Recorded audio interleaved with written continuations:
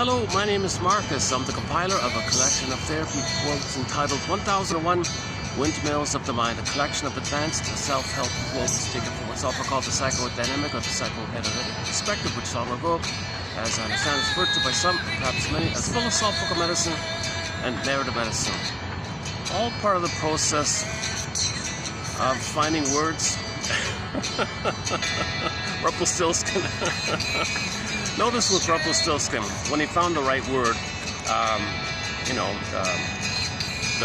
the daughter was the feminine, so a person gets their feelings back. When you find the right words, you get your feelings back, kind of thing. So trauma means we don't have the words, hence we're searching around. What is it? Rumpelstiltskin, unknown, strange news, kind of like new, rare, So we gotta guess around for what is the right words. So how do we symbolize, formulate, construct, i.e. bring it into conscious awareness, the trauma that took place, and the part of the brain doesn't know time, time is infinite, no time, pre-verbal, pre-linguistic, imaginal, and how do we put words to it? How do we describe something like that? That's here in the journey like that, because it needs to be seen. Putting words to it is seeing it. When you can see it, okay, then you remember, you recognize, simulate, process. Oh, I got it. Now you realize the reality. You're not in the past. Present is not the past. So you can lay the ghost to rest and accept the past. Where you can give up all hope for a better past, because that's what happens with trauma. You're waiting and waiting for a better past. You're waiting and hoping for a better past. So you might search for symbols of mother, thinking maybe it'll be really mother. You might imitate her, thinking she'll be pleased. And if you're angry at her, you might displace your anger at your mother onto others, hoping your mother will apologize, like the time machine. So you're waiting for a better past. Repetition, compulsion, oral fixation, negative magic gestures, and living in the past, dwelling in the past, repeating the past, the present, all hope for a better past. Someday, you're waiting for a better past. So this is like a spinning circuit in the survival brain which doesn't know time. So it's just repeating it all the time. So all time is not time, basically. Yes, we understand the present. Materially, we can, pay the bills, drive a car. We understand the present. But in terms of why we're doing what we're doing deeply, like what our real agenda, what our real goal is, like that, our motivation, well, we're trying to get a better past. So we may spend our lives searching for money. Maybe it'll be mother in the past, so we can get mother's love in the past, and then be able to do what the child needed originally, which was a secure attachment style, instead of a traumatic attachment. Okay, disorganized, unformulated, disassociated, reactive, avoidant, anxious, weaning trauma, relational trauma, personal trauma, developmental trauma, strain trauma. Now there's circumcision trauma, and other kinds of shock traumas, prenatal trauma, birth traumas. He doesn't want that kind of stuff. He can't. When there's trauma like that, he freezes his feeling self, his core identity, who he's meant to be had he been loved. He called the feeling self, the ontological self, the sense of self, the beingness, the feminine. Like, I am. That's the beingness. Who am I? That's you live there. Robert Bly's line is, you live in a psychic house called the soul castle. So your body is like the soul castle, and you live in your body. So that's the feeling. So your feeling in the body, that's you living in your body. Okay, that's symbolized in fairy tales when the princess is not in the castle and there's problems in land. The princess comes back, the land's okay. Feelings come back to the person, we're okay like that. That's one way to describe it. So the baby originally needed what's called a secure attachment style to go through the developmental process, whereby his original budding beauty called the emerging self, which could blossom and be a part of him with his development. You don't want that split where his feeling self is frozen so early on and the rest of him develops.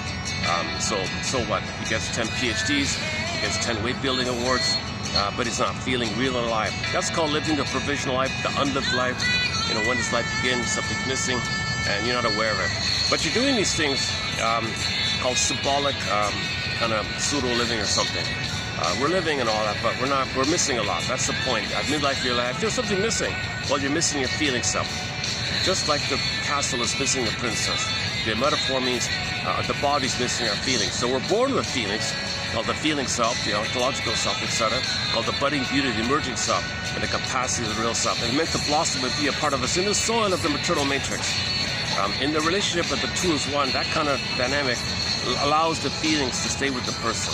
So this is the animating quality of feeling real and alive called ensoulment embodiment.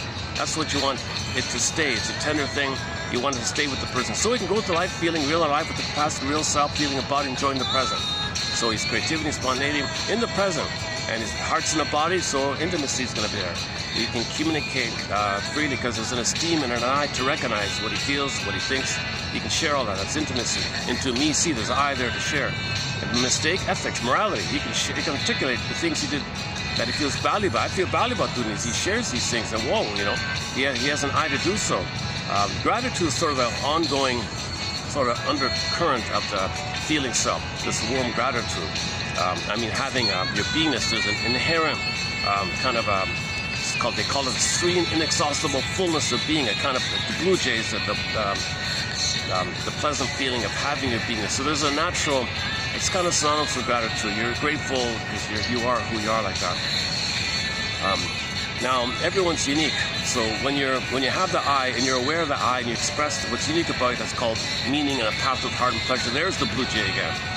So the golden ball means the radiance of feelings, the wide range of feelings, needed feelings, appropriate feelings. Joy runs the console. If there's a loss, yes, joy steps aside. That sadness runs the console. Okay, play the song by Vonda Shepard, 100 Tears Away. All the joy for which you praise, 100 Tears Away. The message of the first Disney film is set up where sadness had to run the console, then joy can come back. They didn't know it at the beginning. So the capacity of the real self means primarily you're loving life in the present, that mutuality called Freude and Freude. Natural state of affairs, it's a warm temperament, it's embodied temperament. You feel real alive. You enjoy in the present the delights of the world and all that. Versus that guy from the Twilight Zone who's always living in the past, hoping for a better past. He couldn't enjoy the present. His way of saying that, well, see one tree, see them all. He couldn't enjoy the present. He didn't have serotonin and oxytocin. He couldn't love either as well, right? So the capacity of real self, includes intimacy and the two people relating. So the two people sharing and they're growing together, and there's a pleasurable feeling when you're sharing and playing with somebody. So that it's a playful creativity with somebody, versus being in your own little solipsistic dream bubble and in fantasy of chasing fantasies, and you're in a little bubble. Like you're missing a lot like that.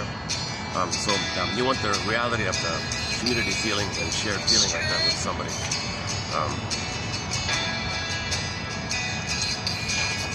I think the apology is a key one, because we are learning, so we're bound to make mistakes, and you feel badly because the I to feel badly about. So you naturally want to repair, so you share all that, and then people feel relief because you have an I and you recognize it. So you share your recognition and you share you feel badly, and that's considered basically an apology like that.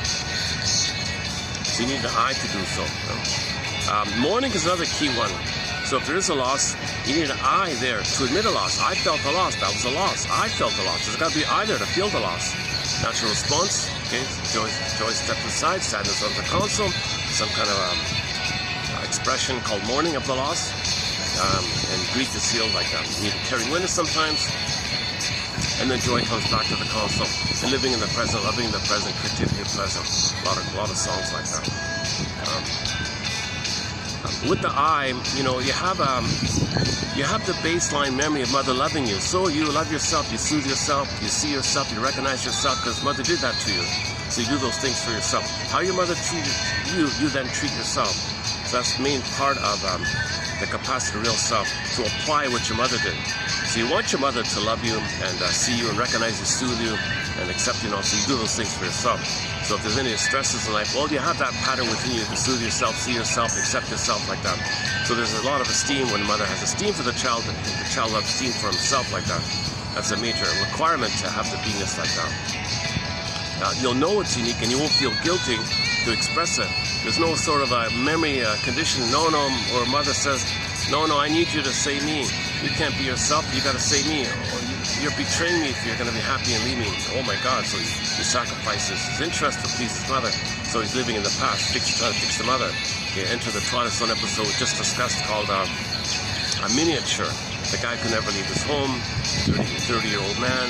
Yes, mommy. Couldn't love or have any kind of pleasure. He was a very compliant perfect little boy kind of thing. So I told the story. So he had a psychotic break trying to escape in fantasy land. Long story short, because the mother wanted complete exclusivity and control of the son.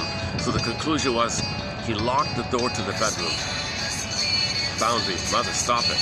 Finally spoke up for himself. Stop him. Opened the window. Another one flew out of the cuckoo's nest. Called Miniature. Yes, sir. So I discussed 2 new Twilight Zone episodes recently. The one called Miniature, another one called Death Ship. And that one's interesting. Hold on a second. As usual, there'll be some interruptions here, being in the park here. Hold on a second.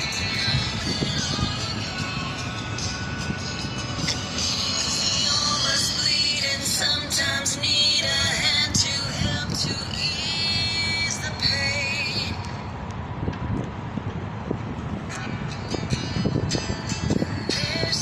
I'm tempted to redo that one. My God, yeah. So we've discussed over 20 episodes of The Twilight Zone. That's really been the major companion TV series throughout this collection for the past year.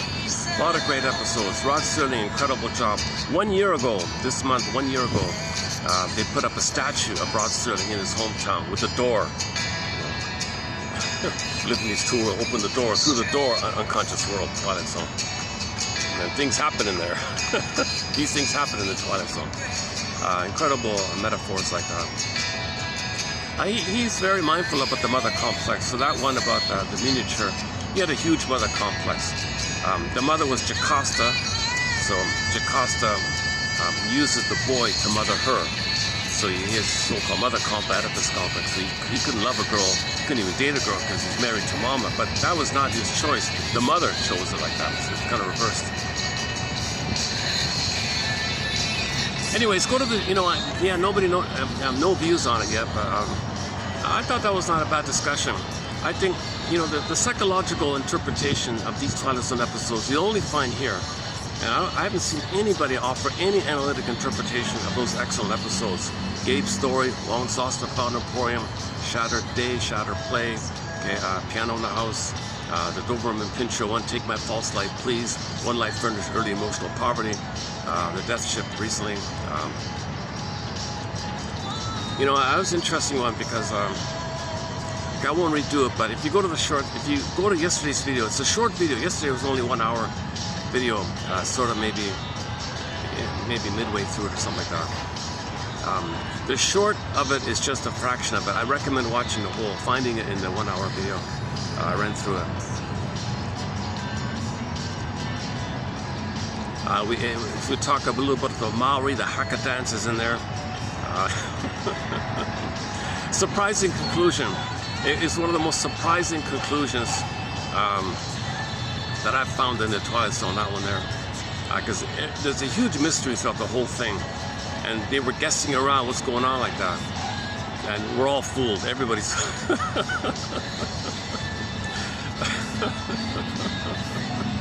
Was that written by Rod Serling? That man's a bit of a genius. He was quite the genius, that guy. Huge oral fixation. The guy was a smoker all the time. So we talked about smoking recently. And I've added an update between the difference between a cigarette and a cigar. I won't do it here, but if Mr. Starkey from 100 years ago is correct about cigarettes, then so there's an interesting topic. So we got oral fixation as a major hallway, and there's many doors. Each door opens to one of the oral fixations. So smoking, of course, emotional eating, drinking, promiscuity, gambling, and so on. And money, of course. Money's a major one. For the money one, that's where you continue the battle with the mother onto money. Money represents the continuation of the issues with the mother transferred onto money, called the money complex. And we mainly use Edmund Berger, one of our mentors, Edmund Berger's book called The Money and Emotional Complex. A lot of material there. The recent one about the drinker, what the alcoholic was. The alcoholic is God and helpless infant at the same time.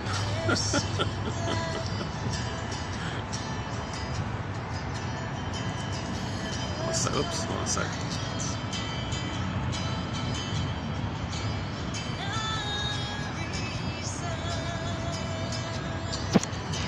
Oh, a little luck today. I wasn't sure what to expect. It's Monday, but it's still the holiday kind of time here.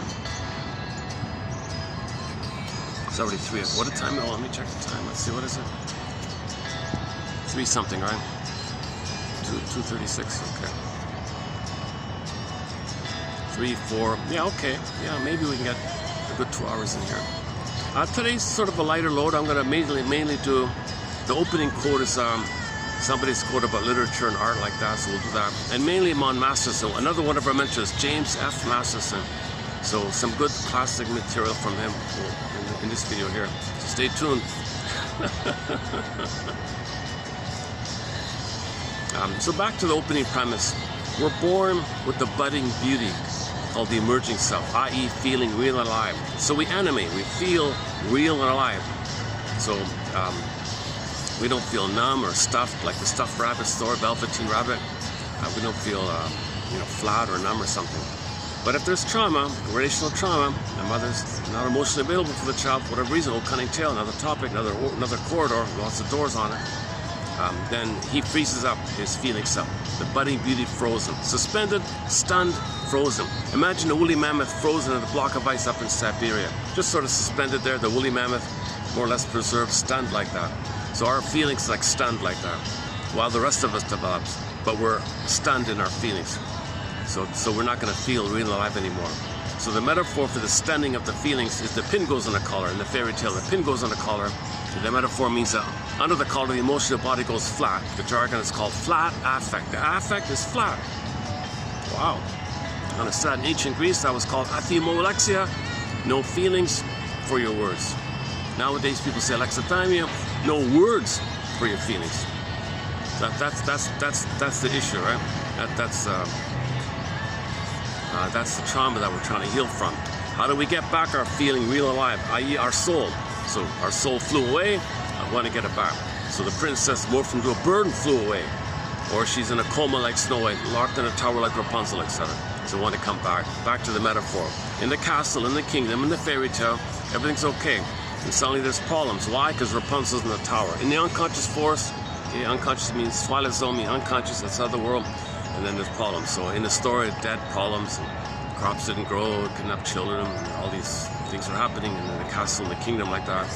So finally, when Rapunzel came back, everything sorted itself out, everything's okay. That's just a metaphor, symbol for a person. The castle is the person, the body, and we live in our body.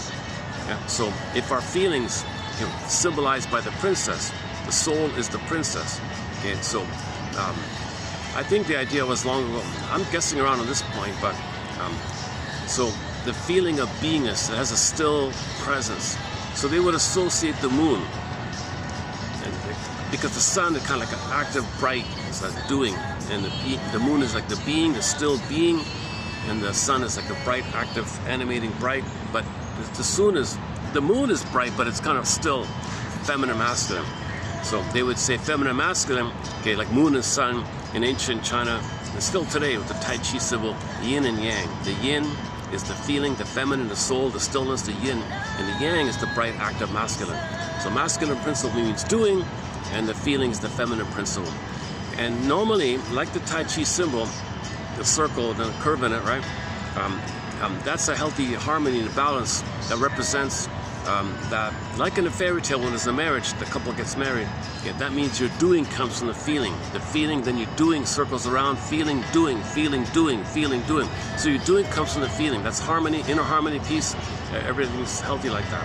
So you want your doing, your masculine, okay, to come from the feeling, the feminine, the yin, the being. Right? Woodman's line is that if a person's sense of feelings, if the feminine principle, masculine principle, they would say. So if the feminine is wounded, the masculine is distorted. Your doing is whacked, basically. Yeah, Kristen Wilson's line in her excellent speech called "Ooh, My Soul," we play here sometimes. She says, "Oh my God, if you're not in your body," that's embodiment. If you're not in your body, the feelings are really not in your body. We couldn't call it flat. You're not in your body. Remember, we live in our body. If you're not in your body, disembodiment, then you're not making sense because you don't have your sense of self. Being in your body means you have your sense of self. Another way of saying it. So if you don't have your sense of self, you're not making sense, literally. And it's disembodied discourse that causes all these problems out there. Because with disembodied discourse, you're dealing with fantasies, you're dealing with frantic efforts to deal with the pain and chasing for symbols of mother, communicating how angry you are at the mother, and it's not making sense to apply childhood nursery issues throughout your life like that. Okay, so I mentioned recently about the Snow White one. So when the prince kisses the Snow White, she wakes up. That's the moment when you're gonna do from the feeling. So Snow White's the feminine, like the princess Snow White, the feminine. Okay, she's in a coma, and you see the kiss there with the prince. Okay, that's just a metaphor. Don't take it literally. It's a metaphor or like a code for. But now you can do. Okay, masculine is there now. Now you can do. Okay, the spark. Now you can do from the feeling.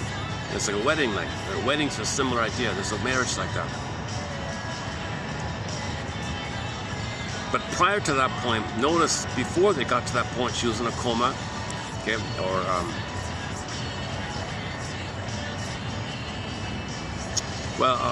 she was in a coma, right? Or anyway, before that point, remember that there's this whole area, most of the film is about, most of the stories about the dwarves. Yeah, so let's do the dwarves part. So the dwarves are miners. They go down and mine up gems.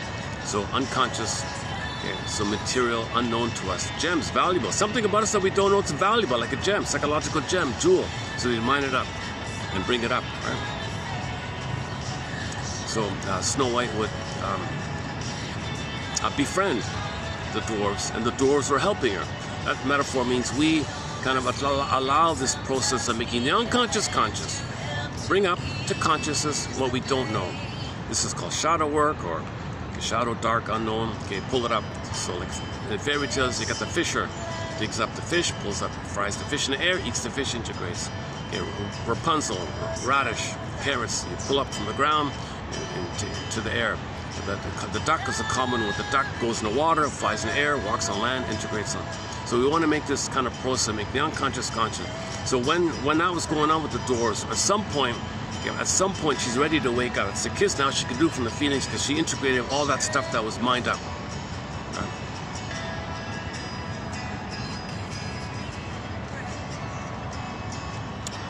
Another common image I've been using is the chasm with Miss Core. So Princess Core's on the field, there's a crack in the earth, a chasm in the earth, gap in the earth, fault in the earth. Okay, she gets yanked down, pulled down. Okay, now you see this gap in the earth, like, whoa, geological metaphor. That stands for how there was a gap between what the baby needed and what the baby got. Huge gap, chasm, pulled down. Okay, so the image means the prince is not there. She got deep repressed. So it's not a part of your body. It's not feeling in your body. It's kind of buried like that, repressed, undeveloped, repressed, lost, underworld, shame. Okay, like that. And then Dickinson describes the chasm. Well, first there's the sarcasm mind worker. You're going to be very angry by this. It's called the sarcasm mind worker from the Disney film Inside Out #2, 2025. Okay, so sarcasm is a form of anger, but nevertheless, anger is still a cry for love. What happened? I want love. I don't want to be hurt. I want love. Don't leave me, mother. Angry, sarcastic. So sarcasm means cry for love. Sarcasm is an SOS for love, anger for love. So sarcasm's there. Pain is there. Dickinson says, well, the mercy is, while you're angry, simultaneously you'll be numb. That's the swoon. The brain sends you endorphins to numb you. Pain so utter, swallow something, then the person goes into a swoon. The swoon, the spongy numbing quality called endorphins that numbs you to the pain. You're angry, you don't know it. You're numb, you don't know it. And so the body's coping with this, with Miss Core getting pulled down, the soul getting pulled down. Another common one is if the princess is in the forest, she might be in a coma like Snow White or locked in a tower. Another one is she might get frozen, like turns to a statue or something. That's really hardened like that. The soul is never like totally gone or something. I don't buy this. Mr. Shengold, what Shengold says. He's being a little hysterical. It's just far away. So the far away idea means sometimes the princess morphs into a swan or a bird and flies away across the 7th ocean or the 17th ocean down 20 tunnels, up 35.7 caverns to the nth. So go I know not whither, and bring back I know not what. Sometimes we play the music video to Beatrice Deer's song called Fox. She bases it on a famous Inuit tale, and they would often use the motif of the princess morphing to a fox. So you got, so similar to the castle in the princess, so she'd have like the Inuit home, and then so the woman's in it, the princess is in the house, and you can see how that represents what you see when she morphs into a fox and runs away. That reflects how the person, see, that's inside the person. So the person above, who we don't see, somehow doesn't respect his feelings. And they actually showed you that because the guy was criticizing her or something. You criticizing me or something? And then she morphed away. So so the princess in the house morphed into a fox and ran away. You see her poofed away like that. So that's trauma. So she was in, you trauma, lose it, that kind of, you want to get it back. So the poor fellow, where'd she go? What happened here? Well, at midlife, he realized, well, the person above, like, that's inside, right? So the person above will say, wait a minute, what happened here? And then the guy inside, the hunter guy, you'll see him searching for her. So he'll go on the journey, he'll climb up the mountain, so he'll need help, and he'll go down tunnels, up a tunnel, down a cavern where the light is never shown. Where are you? Where are you, feelings? Where are you, princess? Where are you? So you're looking for the fox, maybe. The fox is afraid, runs away. Oh my God, that's your own feelings running away from you. Your feelings are afraid of you. Because your feelings, because mother never said to you, I will meet your needs. If the needs are seen and met, the feelings can be pleasant, the feelings will be there. If the mother's soul blindness, if the mother's soul blind to the child's needs, then the feelings run away. You can't have the positive feelings. The princess morphs away. So mother's soul blindness causes it. Now, why is the mother soul blind? Again, another quarter, 20-hour video. Why so many mothers are soul blind to the needs of the child? They're too preoccupied with their past. They're not emotionally in the present. Remember, you need the beingness to be in the present. The mother has the beingness to be in the present. She doesn't love the child in the present because she's in the past, unresolved struggle with her mother in the past. So her present is still her past. She's not in the present for the baby. That's basically it. What's up?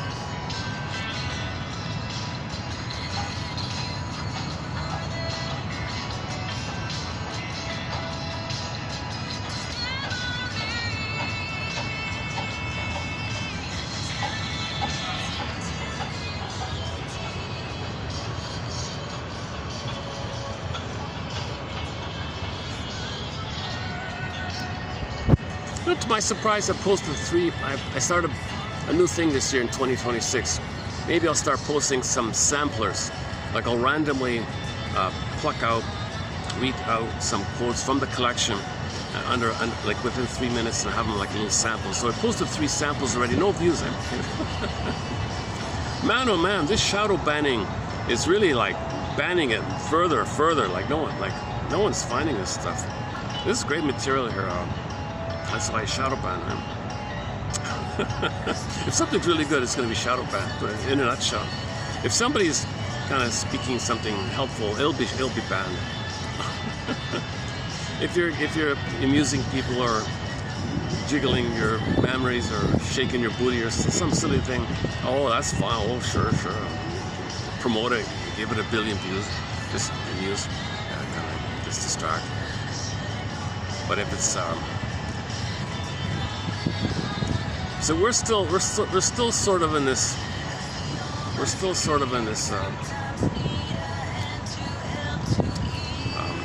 confused state of being of accidentally traumatizing ourselves, roughly. Well, Star Trek says 6,000 years ago. Most people say 10,000, some say 8,000. So we became homo traumacus. Okay, another quarter, there's like a 100-hour video on the homo traumacus issue, as above, so below. So the plunder, the pillage system, pillage. We now have 52 symptoms of as above, so below. Like you know, you can make the inference about the trauma below by what we see on sociologically. So the outer activity, that's a reflection of the inner state. That's above, so below. So we don't know the below, so we create it to see it, so we know the below, the below. You know, so we get our story. So you interpret your behavior. That's a reflection of your imprint, your stencil, your blueprint, schema, schemata, internal working model. Okay? So human connections lead to neural connections. Interpersonal leads to interpsychic, but we don't know it. If it's traumatic, well, we create it outwardly so we can know it, and then we can identify the traumatic strip. Now we can face it, have a lantern, see it, mourn the losses related to why it's there. Mother wasn't around. She was too busy. She was impaired. She was hoping for a better pass on her end. Couldn't love the baby. So that's the greatest hurt of all. Mother failed me, basically. So you got to understand why and mourn and admit the loss. The loving mother died of birth. Another motif in fairy tale, there's no mother at birth. No loving mother at birth. She dies at birth. Very commonly, the good mother dies at birth, and a wicked queen poof appears. So that's the either or. So it's not literal. The mother's still there, but from the baby's perception, the baby is perfect and a goddess, omnipotent goddess in the uterus. But at birth, trauma, whoa, betrayal, anger, rage, projects the rage onto the mother. It's in the mother, the baby's oral rage takes in, mother wants to take in rage. So they got a monster like that. So mother's like seen like a wicked queen in Snow White. So it's so the good fairy and this. So that's the metaphor that mother was impaired, had emotional dyslexia, emotional warping, dysfunctional, and maybe had MPD, maybe had BPD. Yesterday was a good quote about BPD, relational PTSD. That was not bad. Go to the short section. It's a two-part. It says aspects of the BPD pattern. I think that's it. So they're afraid to connect. They're afraid to trust. The chaos they had with the mother, they recreate it all the time. Tumultuous, impulsive, short-term, intense relationship. They're just recreating it like that. So they have the fantasy that they can get love they should have received. They have the fantasy to internalize the loving mother, which they never got. It's all kind of chaotic like that. That's the BP dynamic. And the chaos, the confusion is they never internalize the mother, so they might try to internalize people in the present. So they think they're people in the present. Other people are confused. Doesn't work. So it's chaos again. So that's a good. So a major thread in our collection is the BPD personality pattern. Grotstein is one of our lead authors on it. Masterson, of course, those two guys and a few others.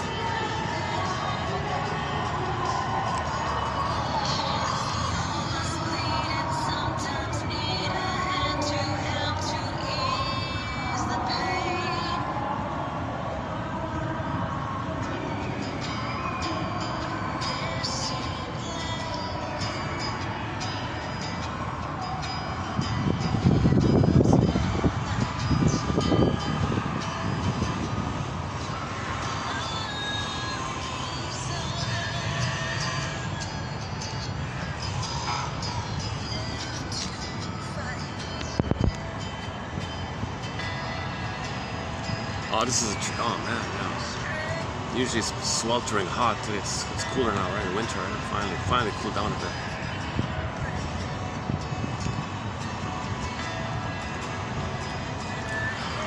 Okay, there's a lot of material, man. Oh man, I always feel kind of sad I can't include everything in each video. Let's just quickly do a part of it then. So when the pin goes on a collar, okay, the symbol of the animating quality of feeling, we let princess flies away, pin in the collar, okay, then now we're dysfunctional because we're waiting and waiting, repeating, symbolic pursuit, communicating our anger, waiting and waiting for a better outcome for the past. Dysfunctional or fixations, negative magic gestures, living in the past, dwelling in the past, because we didn't get the secure attachment style to have our feelings to be with us and have the capacities, the treasure and the gold and all that. So what happens is, Berger describes it as, first of all, originally the baby did communicate, mother, I'm a little worried here, I'm feeling tense, fear, shame even, that maybe you're not around for me. Maybe you're soul blind, you're not gonna meet my needs. and I gotta send away my feelings and my soul like that. And mother, you know the image in Dante, the tormented souls? I gotta repress that part of me, that time of me when you hurt me. That's my tormented soul in the underworld, Dante. So in Dante's, you got all these souls and the tormented souls. That's called suppressed feelings. Mother, look at that story. You're doing that to me. I don't want my feelings to be suppressed like that. I don't want this tormented feeling. I don't want this haunted feeling, this haunted heart feeling, this haunted feeling, tormented soul feeling. Come on, mother. So I'm really scared like this. Mother doesn't get it. Okay, when the fear and the shame and the tension build up, snowballs and all that, the final outcome, the final pathway, the final signal is the anger. Mother doesn't get it. Mother, can't you see my anger is a cry for love? Mother doesn't get it. Okay, enter the anger character from Disney film. Okay, that when the flames pop up, the flames are spelling SOS. Mother, now do you see my flame? Now do you see the flames? Do you notice how it spells SOS? That's my fury and rage. Okay, it's an SOS. See the letters? SOS. I'm not blaming you. I'm in desperation here. I'm in SOS mode. I think I'm gonna perish. I'm in peril. I don't want this haunted feeling of being cursed, jinxed, where the penguins gonna call it my soul flies. So I want my soul, mother. SOS. Please don't compel my soul to fly away. Please don't hurt me, so I gotta exile my soul. Please, mother. So he's begging. He's in desperation.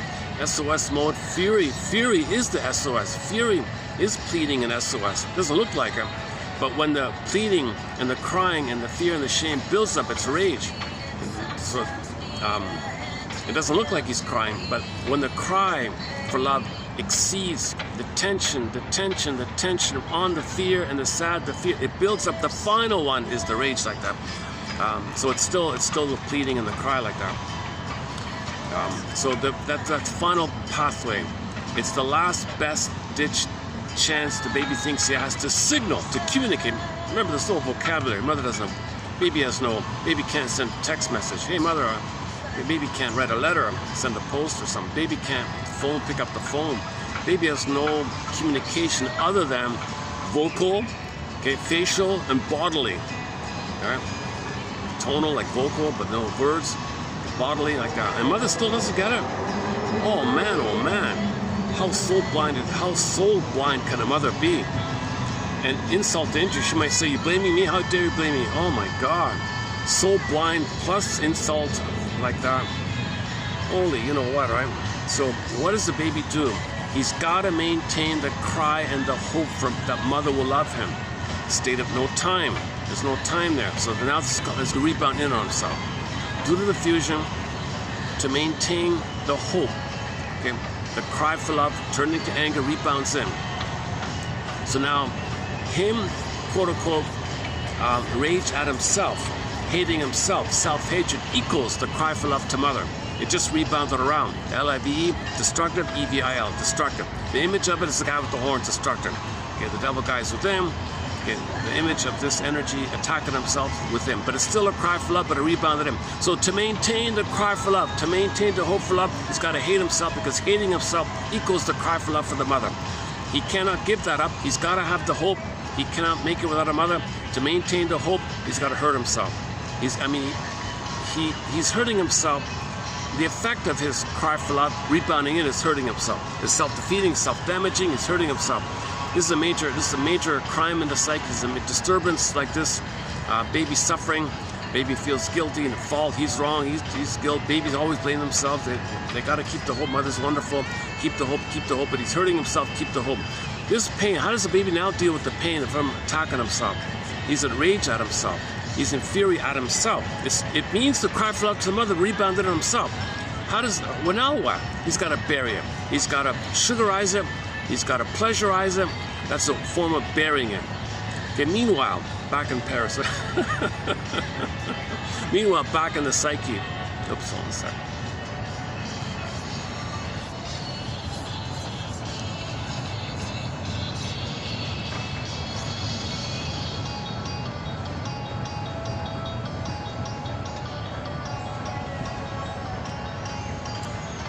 Oh, jeez, the guy looks like the Hulk Hogan to walk by or something.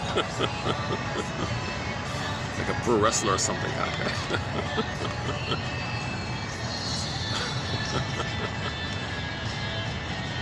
But he was in a good mood. He was smiling. Yeah, it's a nice sunny. This is a really nice day today. Where were we? Oh, meanwhile, back in the psyche. Meanwhile, back deeper in the twilight zone. Okay. Originally, okay, when the baby was hurt, so Joy Satis, this is a film, Joy Satis zooped away, okay? Soul flew away. Joy Satis flying away. You see fear and anger hopping up the console. That's a stress response. That's the survival brain stress response. Stress, adrenaline, cortisol. So the brain is set, it's set too high. Okay? The set point, the level of stress in the brain is too high. They call it the set points. It's stress, adrenaline. So he's living in permanent fear, permanent anger, fear, anger like that. So he's too stressed out. Now, what do babies do when they're in fear and anger? Remember, anger is the fear, and fear is the cry for love as well. They're both cry for love. Fear and anger are both cries for love. So if the baby's crying for love, what do babies do? Well, reach for mother. Okay, enter dopamine, Pandora's box, hope. Okay, dopamine flares up. Dopamine's the hope. Dopamine says chase. Dopamine is the future chemistry of anticipation, motivation, go, chase, hope. Now you're chasing for mother. That's your hope mode. The hope is considered pleasurable because you're in anticipation that you're going to trigger yourself. That you're going to delude yourself that the cookie. You can't find real mother post that time, so you look for symbols of mother. But you think it's real mother, so you're all excited you can finally get mother's love, and you'll be safe and loved and all that. It's not going to work. So what's going to happen is the symbol triggers the pathological good old days. Since the cookie's not real mother, you're more desperate. So as a defense against the failure of the cookie being mother, you're going to regress to pathological nostalgia to good old days. So the Almond of Paul explained that when you chase for a similar mother, you're going to end up triggering yourself, regression, trigger yourself to when you were in a blissful, delirious euphoria with your mother, into uterus even. See, now when you remember the good old days, you're going to blip up the memories of when you were one with the mother, blissful oneness, oxytocin and serotonin. Whew, what a relief. Those are the here and now chemicals of love and safety and pleasure. You're going to feel the love, safety, and pleasure blip up for a moment above the stress you're feeling.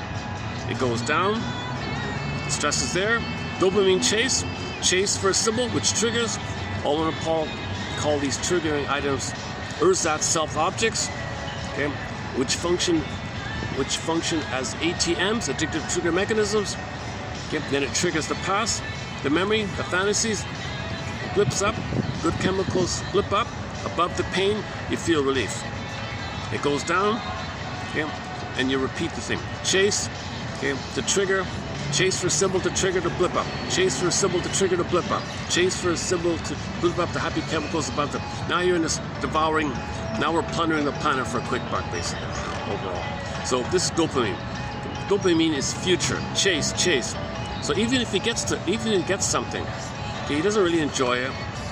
In relationships he can't love, because again, the here and now chemicals of oxytocin for love, serotonin for pleasure and safety and happiness are not there. So he gets something, there's no chemical wherewithal. That's why he's in dopamine, to chase. Johnov's take on repetition compulsion, you're trying to correct the set points. You cannot correct the set points by eating all these cookies. You can wolf down truckloads of cookies. It's not going to correct the set points. In fact, it'll be worse, right?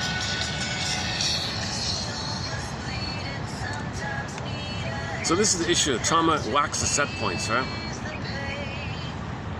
Again, dopamine is future. Okay, on this point, another recent episode from the Twilight Zone. Man, oh man, the Twilight Zone. Oh my God. You know, I'd love to do. You know, I'm kind of tempted. I heard a folk singer once say she wrote 1,000 songs. She only published a couple of hundred. She would love to have the ability, in one stretch, drink energy drinks. I don't know. In one stretch, be able to play all her 1,000 songs at one go, just to finally say everything that wants to be said, you know, sort of coded like that. I feel like I'd love to be able to get a full story if I could. So we've done 20 Twilight Zone episodes, right? Each would take a good hour, right? At least an hour. That'd be 20 hours. Maybe I could do a 24-hour marathon and discuss those 20 episodes.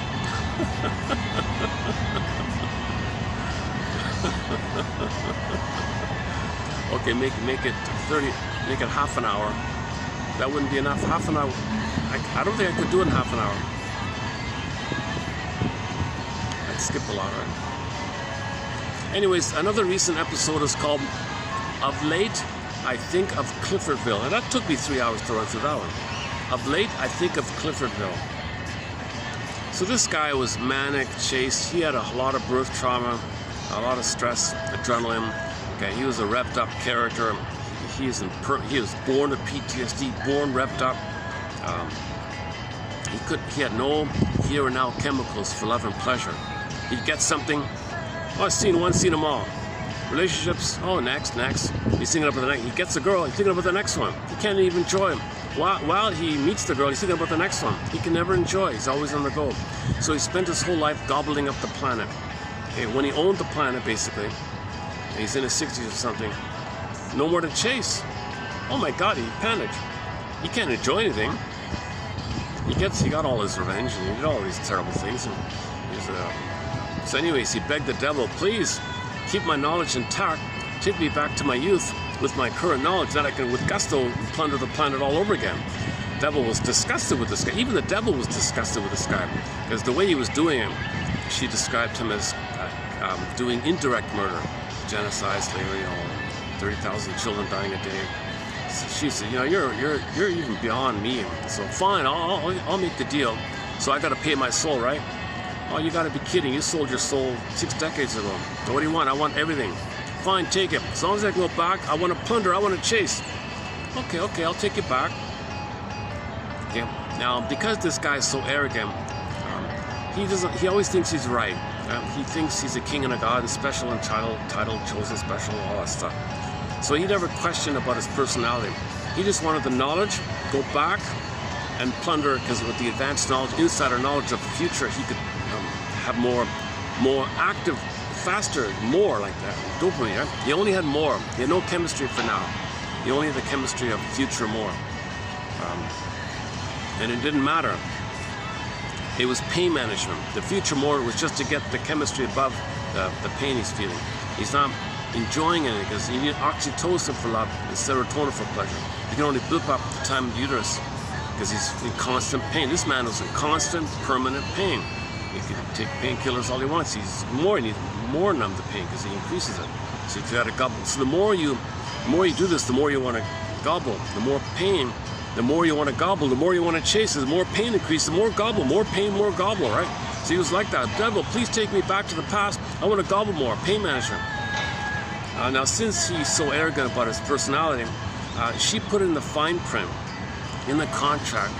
Okay, I will only leave your knowledge intact. Yeah, that's what I want. Fine. Okay, he didn't understand. So he went back, and the way he was in his 60s, he was like that in his youth, in his early 20s or something. Okay. Whereas originally in his 20s, he was like a budding, budding annoying person, let's simply say. And I guess people hated him, but tolerated it. But now, with 6 years of being a full-blown Scrooge, Grinch, grumpy, grouchy, arrogant, and you take that personality to a 20-year-old back to that time where he was in his youth in Cliffordville, his hometown, it was sort of in your face and all that. Everyone was like, oh my God, group therapy, get away. No one wanted him. Yeah, I got all this knowledge. I know what to buy. I know what's going to be invented. I got all this secret knowledge. Come on, work with me. Oh yeah, we hated you. We hated him. So everybody brushed him off, and he never realized about his personality. He always thought he was special, chosen king god like that. So he just bully. He was an aggressive bully all the time. It kind of worked in the accumulation of his life, but to take it back in that place, like to be an 80-year-old bully and take that bully mind to the time of youth, it kind of doesn't fit. It doesn't fit anyone. No one expected that. It's just too blown up like that. So people rejected him. I don't care what you know or think. You're just such a, go away like that. So this went on for a while. And then he begged the devil, oh, please come back. I can't live here. I cannot live here. Take me back to where I was. Oh, fine, but it won't be where you were before. It'll be based on who you are now here. Oh, really? Okay, fine. I don't care. So he was back to the future. He was back to his present. based on him being a complete reject, unwanted, unloved, no one wanted him, being a you know what. And since he had no connections and he had an overblown arrogance, he was even the most criminal didn't want to, like, even the most of the most didn't. So he had no chance. So he was kind of like he worked as he was a cleaner or something. He worked as a cleaner or something like that. So that's all he could do. They would leave him alone. He was a sweeper or something like that. Anyways, he just couldn't live in that time. So the moral of the story was, if you have the fantasy of having a second chance, going back in the past, think about your personality too, okay? Not just your knowledge. Think about your identity, like your psychology. Anyways, to do that episode justice, it would take me a couple of hours.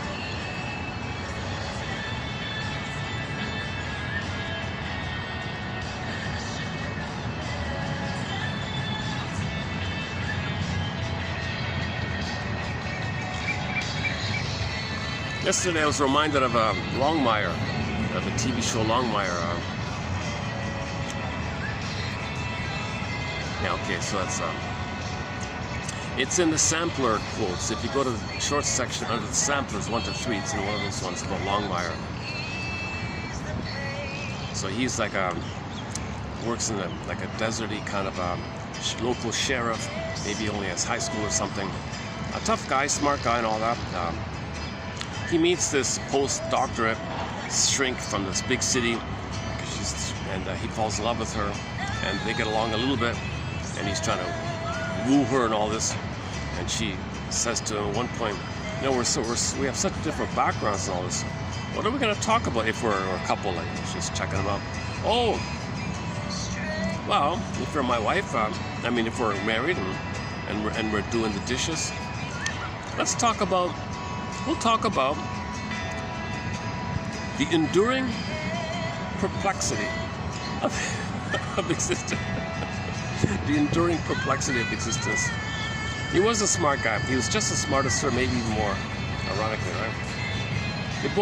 They were both troubled characters.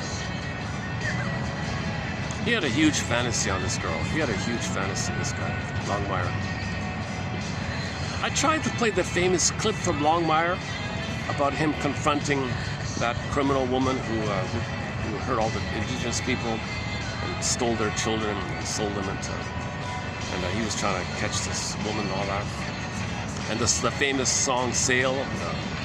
Is it called "Sail" or something? Or the band is called "Sail." I tried to play it once. It's copyrighted. That's the most famous scene from Longmire show. I could try it. I wonder if I could try it again, see if it gets through. Sometimes they change it to get through. Recently we talked about the film All of Me. One of my favorite lines in there was, how'd it go again? Oh yeah, a couple, a boy and a girl. And the boyfriend was saying, my old job is kind of this bureaucratic, paper shuffling, meaningless job like that. I'm not going to do it anymore. I'm going to be myself. I'm going to do what I love to do. I'm going to quit. I'm going to do what I love to do. And then the girl says to him, "Oh man, I love it when you talk like a beer commercial." So what I'm getting at is that we do have a major collection of quotes on the fun side. Okay, psychologically minded TV show and film quotes, and a thread on humor. Yeah, I forgot about that. So 62 chapters on the go. So one is psychologically minded film and TV show quotes. Okay, the humor topic, grassy mainly. Oh, jeez. Just my luck, someone right in front of me. Okay, hang on.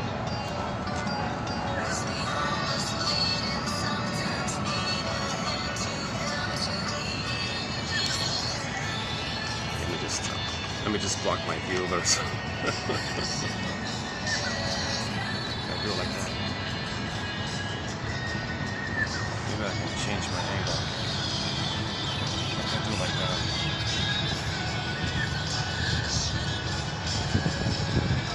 or I see everything over there. Sometimes need a hand to help to ease the pain. Hold a sec.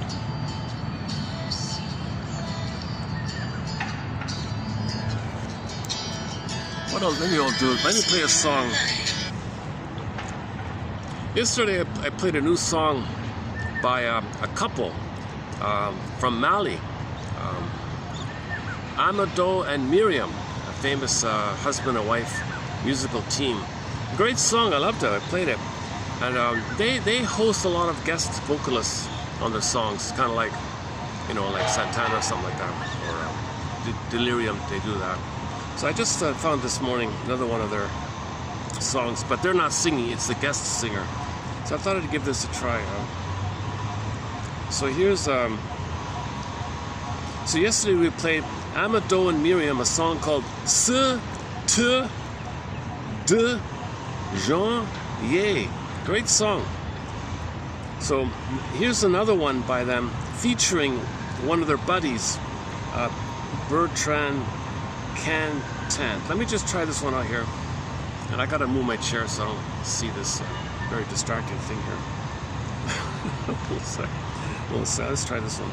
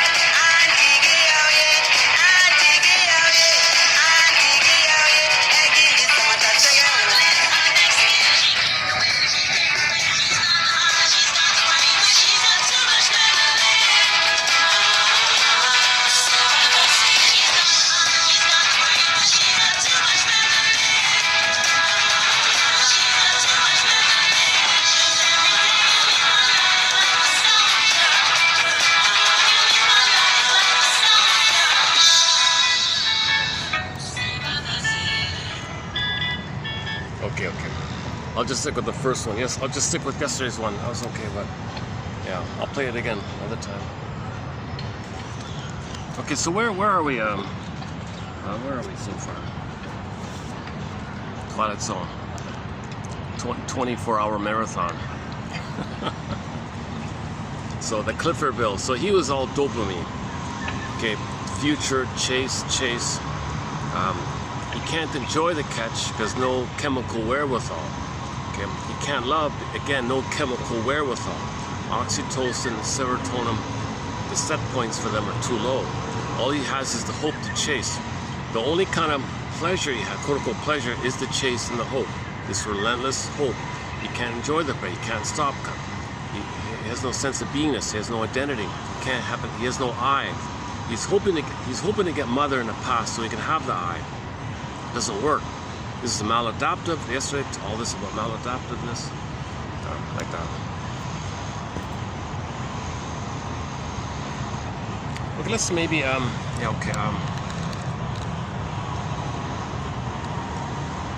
So that's all dysfunction is the hope to get a better childhood past. So, back to burglar. So, right. So when the anger rebounds in, it's painful. Okay? You bury it by distracting yourself with the chase. Now the chase mixes in with the pain, and Berger calls this dynamic and the confusion of how to parse it out. The libidinalization or the sugarization of or the pleasurization of this pain. So it's kind of played that song by Pat Benatar, Love and Pain are the same, like that. So you can't tell the difference anymore. Because you don't want to know that you're crying for love via hating yourself. It's cloaked over, it's camouflaged over with the chase and the hope and the chase and the hope. And you don't want to expose this setup. So the final layer of the cake is the cortex is pulled in. The id says to the ego, hey ego, give me some cover here, cover me. So the ego just creates some excuses. So that's called beliefs and rationalizations and slogans and flim-flamming, duplicity, and lying to yourself. Just discount. In other words, it allows you not to admit it. So the ego might even say, oh, you're being reasonable. Oh, thank you. But I won't let the person think that. But you're being reasonable. Okay, thank you, ego. So the puppet master is in so much pain, it controls the ego to not realize it by believing some nonsense or agreeing with it or something like that. So Janoff explains that your beliefs in things is created by the pain to make you unaware of the unconscious hope that chasing for a sibling mother means you'll get mother's love in the past. You don't want to confront this thing. Okay, enter the Twilight. Another Twilight Zone episode called Need to Know. So I need to know. I can't know this. Otherwise, you lose your mind. That's what the episodes are. People knew the truth and they lost their mind. So the baby doesn't want to lose his mind. He doesn't want to be, autistic or those kind of things. So he protects himself. So, part of the self-compassion is we did all these things. We became dysfunctional to protect ourselves, right? And the mother did it too. She's dysfunctional because she's trying to protect herself like that. All right, let's just go to today's quote here.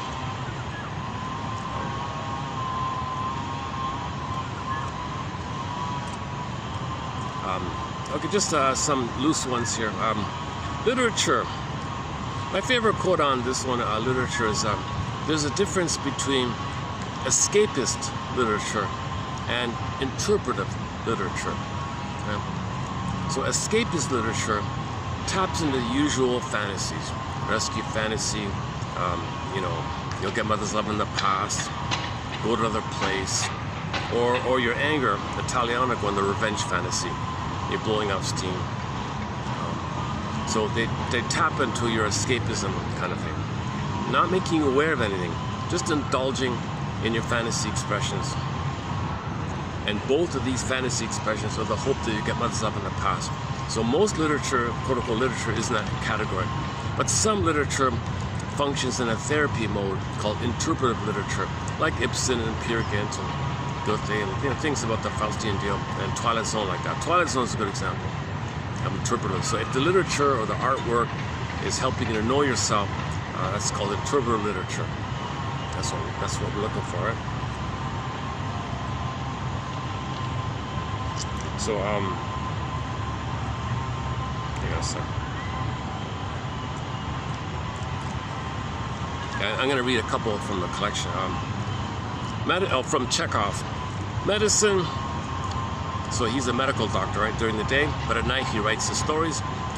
Medicine is my lawful wife, and literature is my mistress. When I get tired of one, I spend the night with the other. Though it's disorderly, it's not so dull.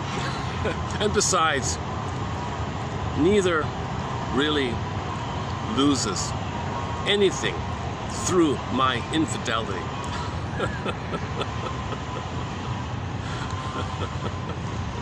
We haven't read that in a long time, eh? Again, medicine is my lawful wife, and literature is my mistress.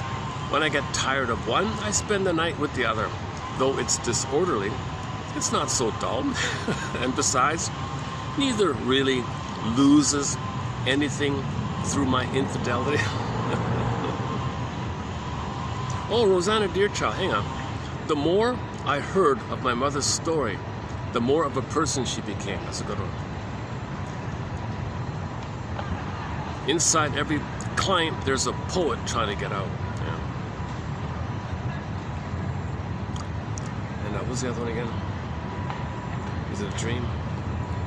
Literature is a dream, dreamed or dreamt for us.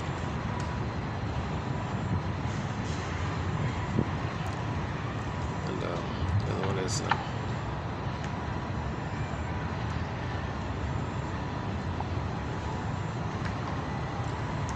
alienation from self refers to the largely unconscious subjective experience of being remote or alienated from yourself, obviously. And this accounts for much of our pain and unhappiness. It affects us in so many ways like this. Well, literature is used to illustrate various aspects of our loneliness, our alienation. Writers have long known about and puzzled over the nature of unconscious forces, telling the reader of the importance of taking the journey into the darker reaches of the soul, twilight zone, entering into the zone, next stop, beyond sight and sound, next stop, open the door, twilight zone, unconscious, to recognize the buried and hidden aspects, to grapple with them, face them, and reintegrate them into the personality. That's just 3 from the collection now. And then today's one below.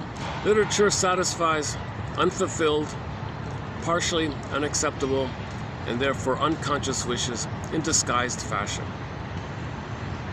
Okay, that'd be the escape. Okay, this one here is like the escapism. Okay, this first one is escapism, right?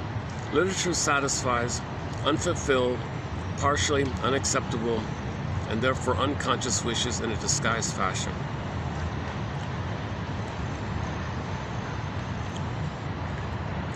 Okay, so, you know, the woman who wants the prince to take her away from her unhappy life, things like that. Like a daydream, the literary piece contains in its fantasy the fulfillment of an unsatisfied wish and thus improves on an unsatisfactory level. Okay, escapism. So these are escapism, these two, first one here. Okay, Stekel holds that there is essentially no difference between dream and poetry. Okay, in that case, or dream and poetry. Okay, if your dream and poetry, if your literature, if it makes you conscious, poetry makes you conscious. If the literature is in a poetic area, maybe it's interpretive, right? Art always consciously or unconsciously serves the purpose of communication. Okay, so either way, the literature or the art is a form of communication. Is it helping you to escape from your life? Or is it helping you to know yourself? Is it helping you to get away from yourself? Or is it helping you to know yourself? What are you using the literature for? And keep in mind that in literature, in art, poetry, like a dream, condensation may be taking place. Condensation, displacement, called primary process functions. So you can have symbols, this can represent that could be code for that. Okay, maybe an acceptable way to say something is in a flipped way, called reaction formation. Something can be a fusion of different elements into something new, like that. All right, that's it. Yeah, just one there. All right, here we go. Here's the core of it for today. Masterson.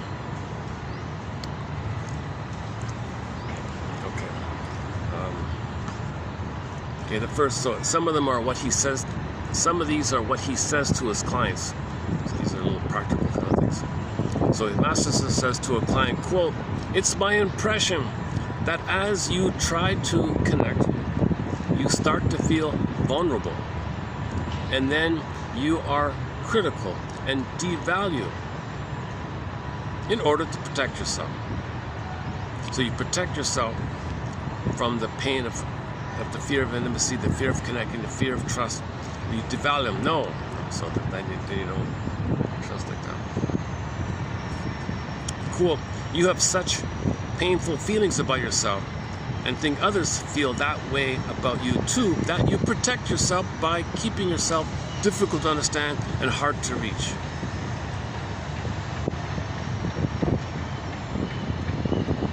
So someone's passive aggressive, avoidant. That's how they soothe themselves, by withdrawing like that. So he can't face the feelings of connecting, so he deals with it, soothes himself by withdrawing.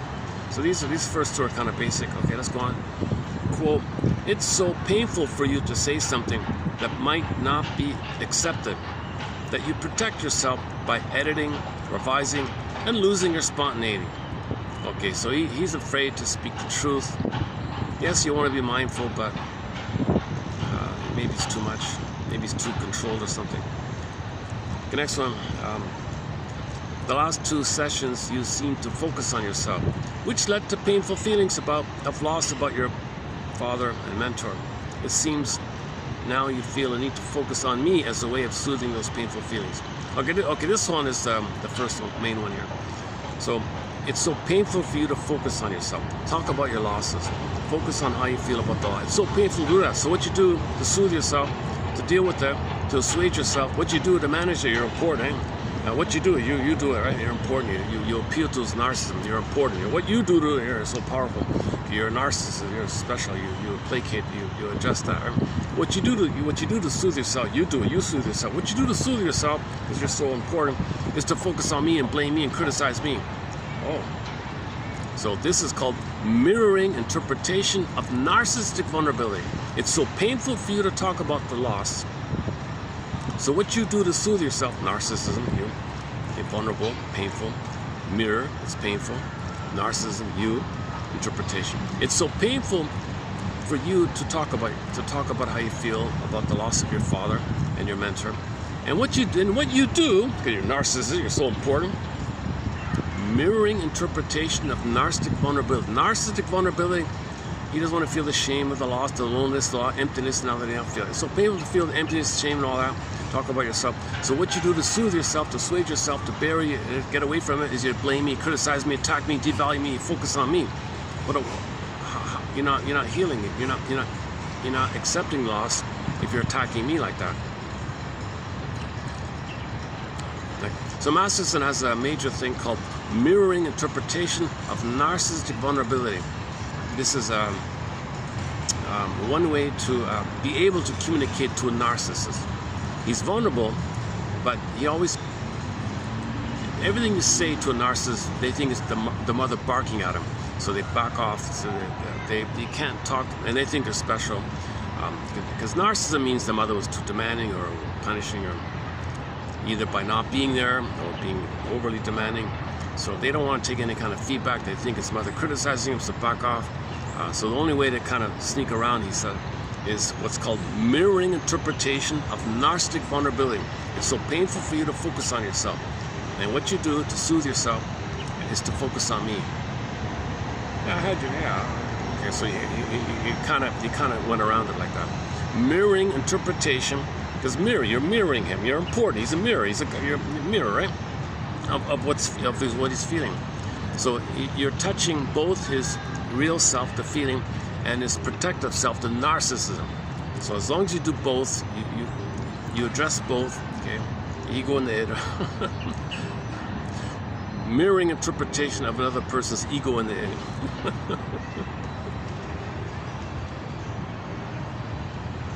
Next one here. I was attracted to women early. So one man said, I was attracted to women early in life. To a woman like father who would give me back what I lost with father. Okay, some men are only attracted to women if the woman has the same personality like the father, hoping to play the role of mother and get the needs of their mother through her husband, her father. So he plays the mother. Right? So the man identifies with the mother. The mother wanted needs from the husband. So he looks for a woman to play his mother's wife or his father. Okay. So this is for more on this, go to Ann Teachworth's book, Why We Choose the Mates We Do, Why We Pick the Mates We Do. Commonly, if the firstborn is a son, in most cases, he's going to mimic in his life the mother and pick up the mother's issue and he'll and continue with what the mother was trying to do. So he'll play the mother one. That means he's got to find a wife like her husband, her father. So he marries a woman like his father because he's playing the mother. Get it? And you're continuing.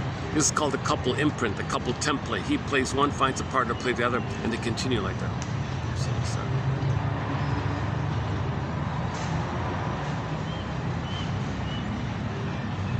strange, interesting, interesting character passing by. Oh my goodness.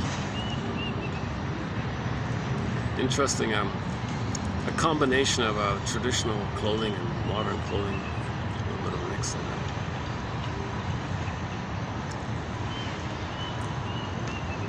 I was attracted to women early, to a woman like my father who would give me back what I lost with my father. Unquote. I said that if this were true, it was related more to his difficulty of letting go of his father than to a difficulty with women. Quote, I never ran across the one I was looking for. It was a different one, okay. I never ran across the one I was looking for, quote, unquote. I suggested that the reason for this may have been to keep the fantasy alive. It never worked, so he kept trying again and again. So he'd look for a woman that's similar in personality to his father. Doesn't correct it, do it again and again and again. This is similar to the other version.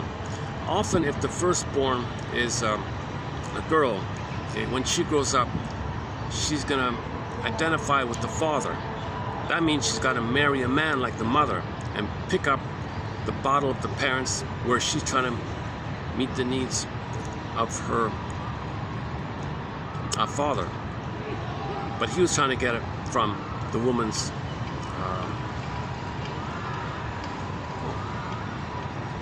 someone's doing laps around here. Well, someone's just walking around like a circle. Someone's doing a circle. Some exercise. I get it. There aren't many parks. You know, at the opposite end of town, there's a really nice park. I did a couple of videos there.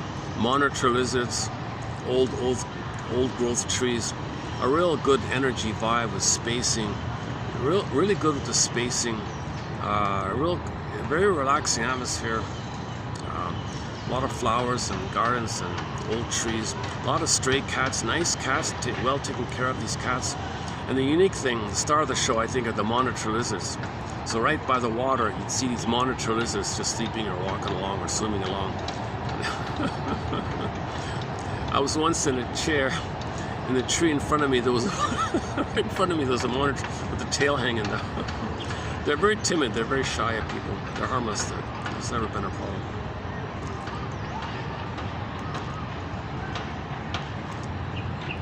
A very grounding. They have a very kind of incredibly earthy. The most earthy thing you can see are those monitor lizards, right? Like crocodiles. They look like small crocodiles or something.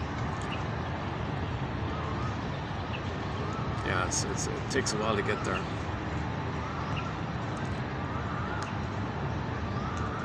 This little mini one's on the SkyTrain. I can get to this fairly easily. And the other one's at the other opposite end of town, even further. Another nice one. So I get it. Nice day today, my goodness. Yeah. Oh, let me, gotta enjoy this daydream. I'm still around. Jesus. Okay, so let me change.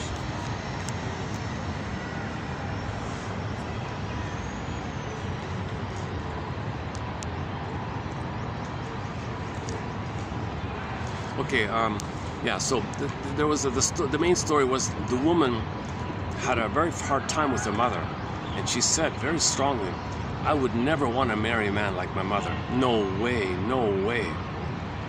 But she would only be excited and attracted to men like her mother. She would only love at first sight if the man was like her mother. She didn't know it because she was playing the role of her father, and her father was trying to get his needs met with that woman, his wife, the woman's mother. So he's picking up on the issue of the father. She's not playing herself, she's playing the father. Imprint, she role models after the man. But she knows the father was unhappy. And she's gonna marry a man like that woman, his mother. Because she's picking up the baton from the father. All right, Dad, you didn't get your needs met with your wife. I'll play you, okay, and I'll find a man just like her, and I'll continue your battle for you. But conscious, she would say, man, oh man, my mother's a real aggressive character. I wouldn't want that. She's too narcissistic, too cold, too selfish, too psychologically aggressive, manipulative and tricky and lying and all that. So no way, I'm not going to marry a narcissistic man, no way. But unknowingly, she's imitating her father, so she'll only choose how he chose, okay, and pick up the battle that he was facing. So she would only marry a man like her mother. She did it, love at first sight, all excited, jump to the altar, and then, oh my God, you're just like my mother. I hated my mother. You're just like her. I got to get out of here. She did it 4 times. This woman married 4 times, she said. Finally, she went to the shrink and explained it to her. It's all in the book, like that.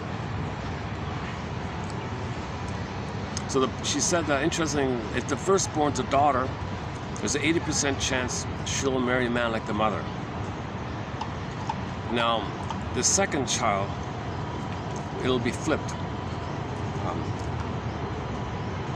And whatever the third is, the fourth will be flipped. There's a pairing like that. Now sometimes you can be so sick of one, you can flip it and the problem will still be the same. You got to choose, you got to marry from your feeling self, not picking up your parent. No. So it's called a couple imprint. The child is brainwashed, imprinted. The child's growing up. He's developing a stencil, as above, so below. He's going to recreate in the above, in the marriage, the below stencil. Stencil said, father's like that, mother's like that. All right, I'll play one, find a partner, play the other. Nothing to do with gender like that.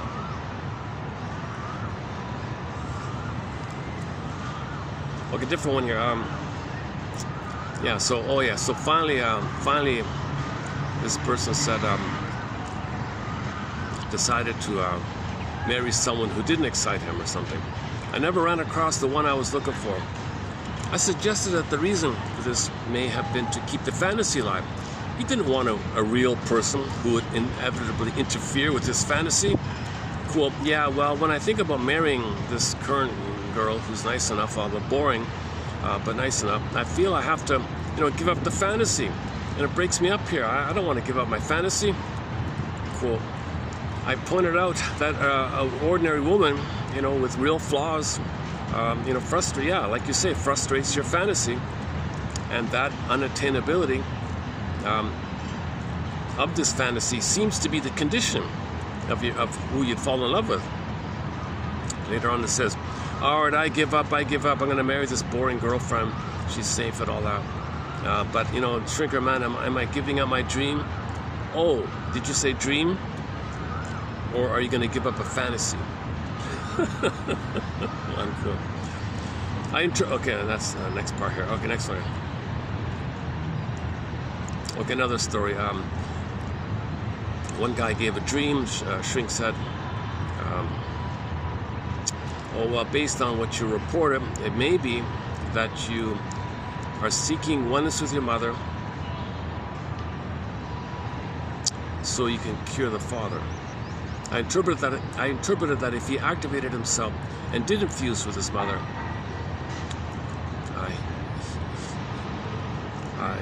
he'd be abandoned.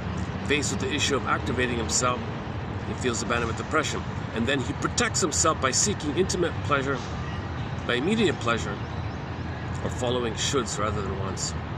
Quote, could your mother have promoted a special relationship that felt good, except when you were angry or said no to her, and she said no to you, thus frustrating the relationship? You learn to play the game with women, and always have played it well. I interpreted that it was dangerous for him to be himself with me, that the emphasis he placed on self-activation in the sessions might actually be a kind of game similar to that he played with his mother in order to please me, rather than express himself to deal with his feeling that if he doesn't focus on himself, there will be nobody there to respond. He had to take care of himself, and there was no one else there. Okay, I think I kind of skipped I forgot some of the context here. Yeah, that second part a little cloudy for me a little bit. So in general, narcissism, let's explore the pyramid here for a minute. Self-activation, that's the goal, your real self, the goal, the real self. So when you want to come from the feeling self, the goal is the feeling, the goal is your feeling, the gold to ball.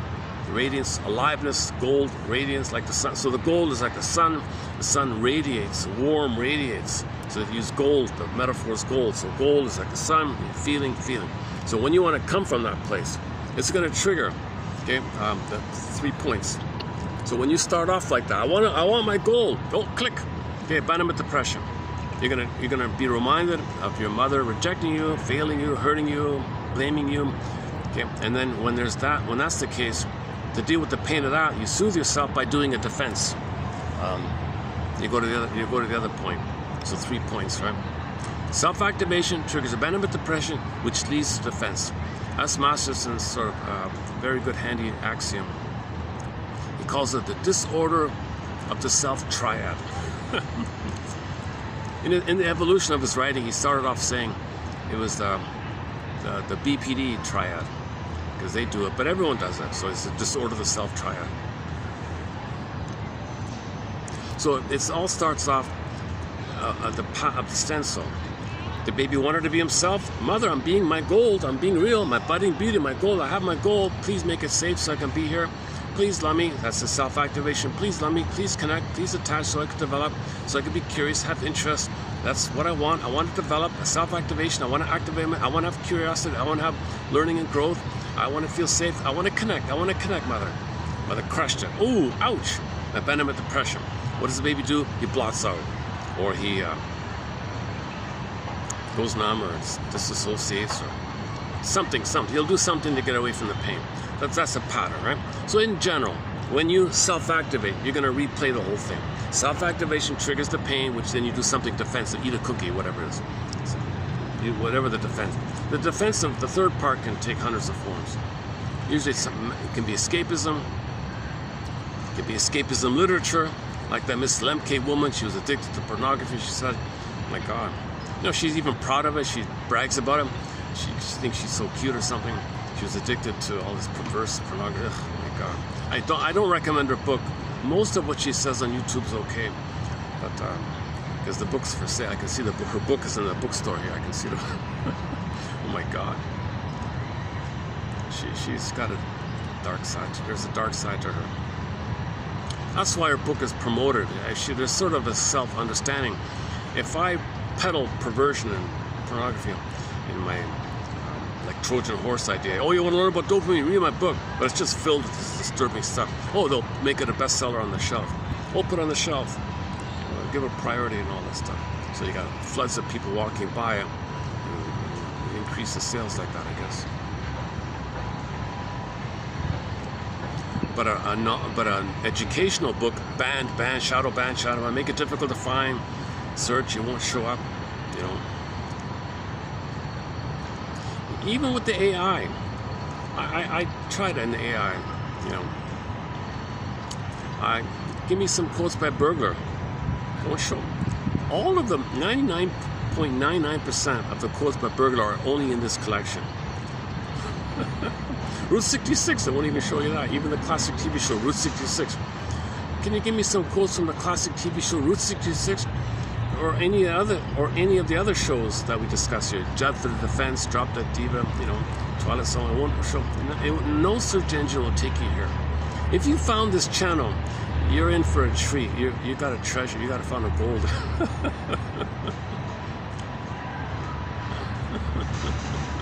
No search engine will take you to this channel.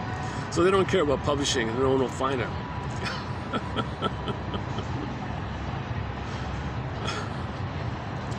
It's ridiculous. It's a fear of healing, right? It's a resistance to healing.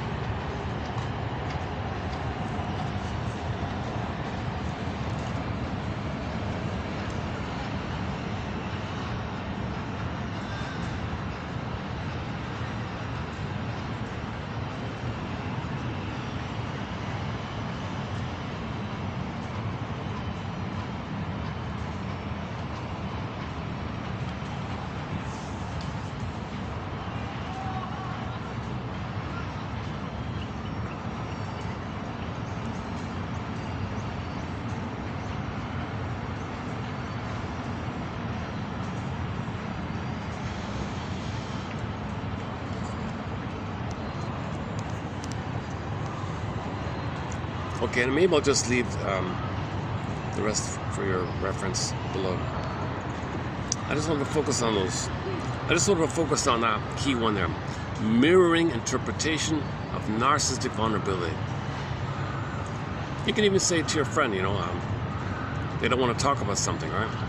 They change a topic or something. Oh, I noticed you started to talk about something and you changed the topic. So defense before content. I noticed you were talking about what happened, and now you're talking about the thing on sale. So notice the defense, switching up the topic because the feeling was too painful. You switched the topic. So you don't say you were feeling something and then you talked about, you don't, like, defense before content, right? So now you're talking about the weather. Is it because some feeling came up? So at least do it that way. Don't say, oh, you're feeling something, that's why you're talking about, yeah, baby. No. First, it's like an order thing, right?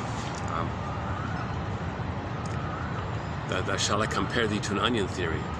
So the last one is you change the topic. Oh, no, I noticed now you're talking about the weather or the sale.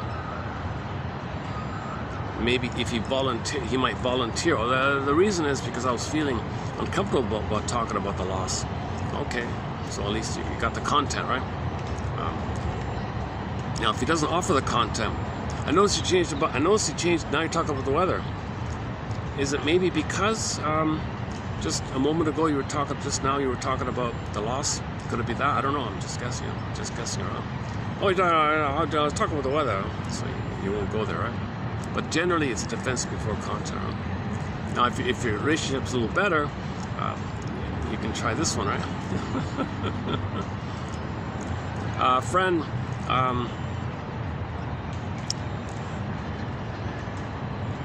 If you can go a little direct or something. You were talking about the loss, and I noticed now you're talking about the weather. Yeah, that's right. It seems that maybe it's very painful to talk about the loss, and what you do to soothe yourself or to deal with it is talk about the weather. Okay, yeah, you're right. Yeah. So mirror. You want to mirror. Feel safe. You're not being criticized. Then you might volunteer more. You gotta share your story. Grief is healed when it's with its bag, carrying out it. If the other person says, pats you on the back, there now, it's not gonna work. Right?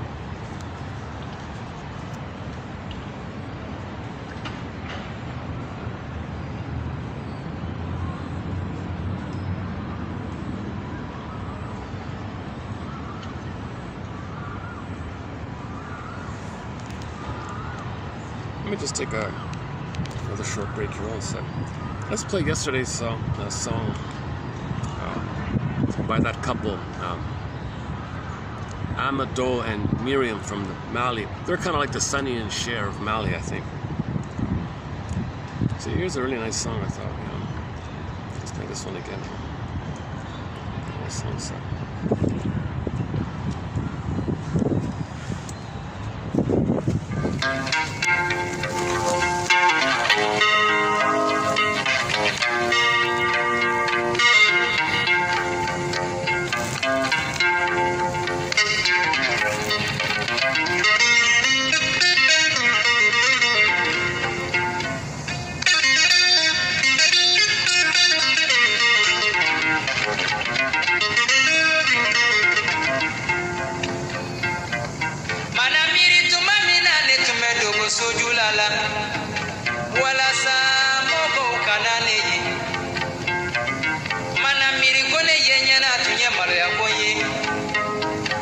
Kasoron nema banaisa.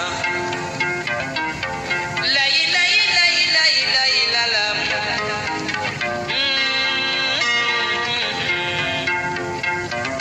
Oh, c'était Johnny. C'est trié masangalaye. Oh, c'était Johnny. C'est trié masangalaye. Kalankela utumbita kalana. Yala kela utumbita yalala. Manamiri kone yenyana tunye malo ya koye. Kasoron nema banaisa. Lai lai lai lai lai lalam.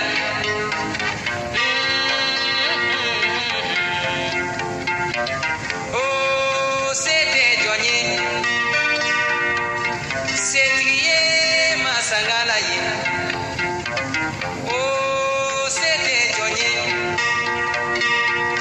C'est trié masangalaye. Kanekele tonga sojula sigilalam. Jane nyani ne rutorole. Sugula tala utumbita sugula. Barakela utumbita barala. Kalankela utumbita kalana. Yala kela utumbita yalala. Kanekele tonga sojula sigilalam. Kanekele to nyani tugula. Lai lai lai lai lai lalam.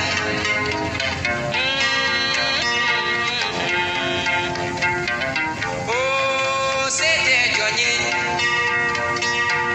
C'est trié masangalaye.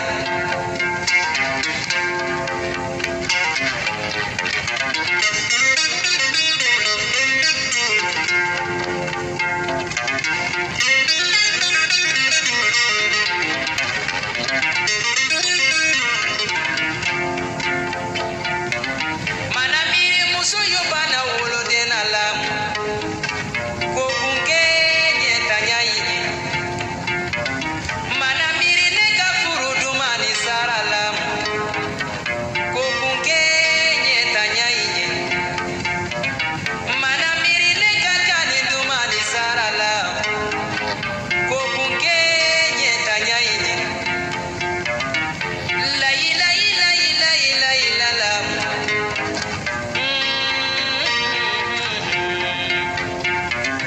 Oh, c'était Johnny.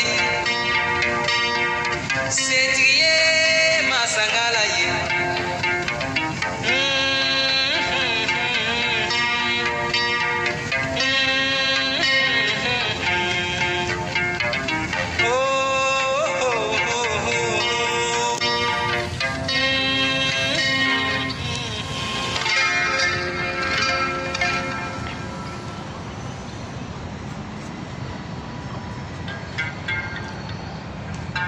That's them there.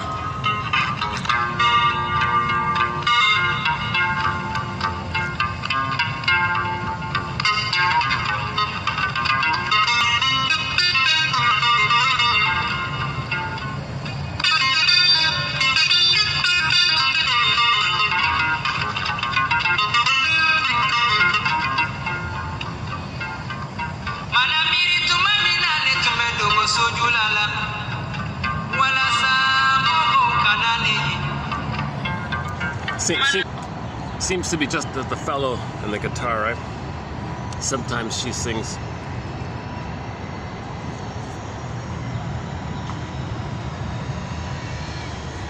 Yeah, I'm noticing a little bit of litter here. You know, people who litter, you know, there's a real sort of a childish, infantile attitude. Mother Earth, you take care of me, you clean after me. I'm important. I don't gotta be responsible. So there's this dump the waste. Mother has to take care of me. I don't gotta take care of the earth. I don't gotta take care of something. So I don't gotta take care of Mother anymore. Hell no, you take care of me, Mother. Or I hate you, Mother. So littering could be like an act of hate, right? It could be a sense of entitlement. Someone should clean up after me. I'm important. They're called important. I am. Hell, you know, so anger like that, or let me dirty it for other. I have envy. I don't want people to enjoy anything. Let's make things dirty. So there's I never thought about littering. I wonder if let me see if any of the shrinks have talked about littering. Litter bugs. I'm sure entitlement's going to be in there. There's some attitude of maybe they felt shamed and dumped and garbaged upon by the mother, so they identify with the aggressor. Nice clean planet, nice clean park. Well, I was a nice clean baby. Look what mother did to me. So I'm the mother. I'll treat the park the way the mother treated me. Mother dumped her negative attitude on me. Well, I'll be her. And I'll treat the park the way my mother treated me. Hell, Italianic impulse, Italianic feeling. Do to the park what the mother did to me. If the park's me, I'm the mother. The script is mother shame me. Well, I'll shame the park as mother shame me. He's the mother. So he's communicating what his mother did. So litter bugs might be saying, my mother littered on me. My mother dumped on me. She littered on me. She polluted me. She polluted me. I'm going to pollute the park. So people who pollute the park, they're saying, my mother polluted me. See, we communicate in a behavioral way. We don't have words. Remember, it's pre-verbal, right? So you do, and then you put words to it. Oh my God, then you learn. You learn by putting words to your behavior. Memory, repeating, working through, right? We don't remember, so we repeat, reenact, until we remember, then we stop repeating and acting out. Oh, this morning, oh my God, yeah, this morning, hang on a sec. Just before coming out, and I didn't know this, but in ancient Greece, there's a word for doing the same thing over and over again in a negative way. They have a word for this. I didn't know this. Hang on a second. The Greek word for cycle. Give me a minute. It showed up on one of those feed things.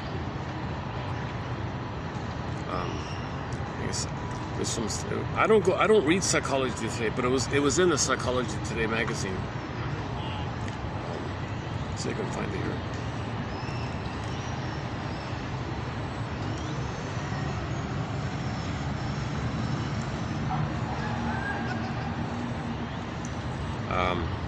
Whatever the Greek word is for cycle, K-Y. Hang on. Give me a second. Let me see if it shows up here.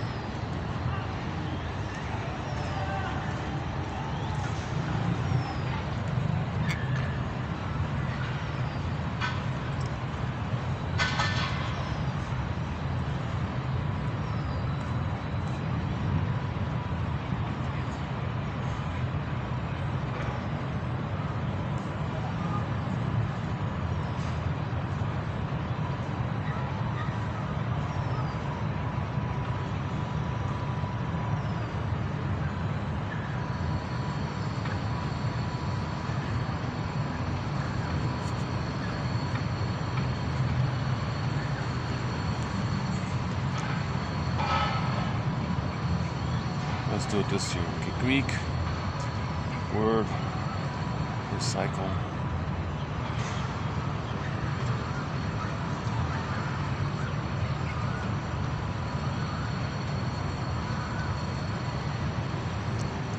Oh, K-Y-K-L-O-S.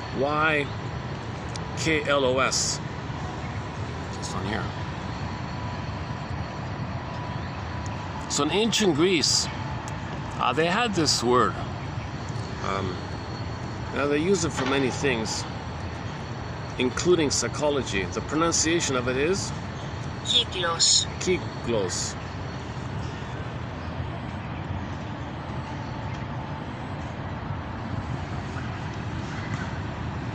Kyklos. Oh. Kyklos. Kyklos. Kyklos. Kyklos. Hang on.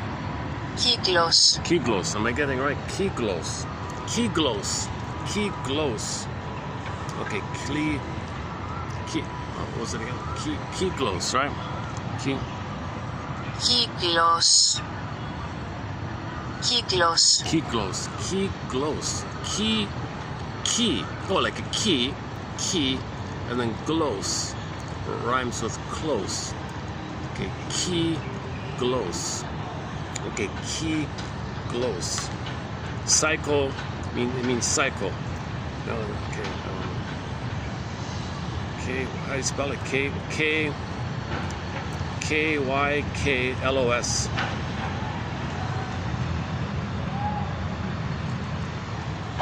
Okay, kyglos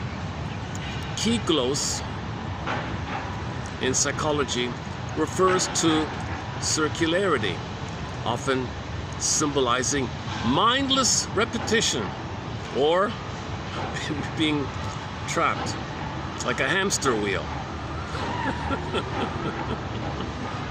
Mindless cycle as opposed to some kind of purposeful or meaningful return where you learn and you improve and you grow and you learn. So normally if you learn from your mistake, okay, and then if you're going to do it again, you do it, you'll be improved, you'll develop, you'll learn. But if you don't, you just repeat mindlessly, hamster wheel, not learning, repeat, not learning, repeat, not learning, repeat.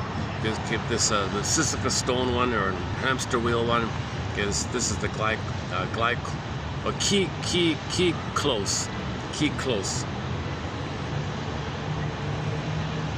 Cycle, endless cycle. Repetition. While the term itself, from Greek for circle, can mean simple repetition, its application in psychology and related fields highlights the crucial difference between being trapped in patterns, kyglos, versus growing and learning. Okay. Click for more. Let's see what else it says here. It says thinking. Really? It's thinking? Seriously? We're applying human terms to this. It's not. It says here thinking. They don't think. We need a new word. Why don't you just say searching for?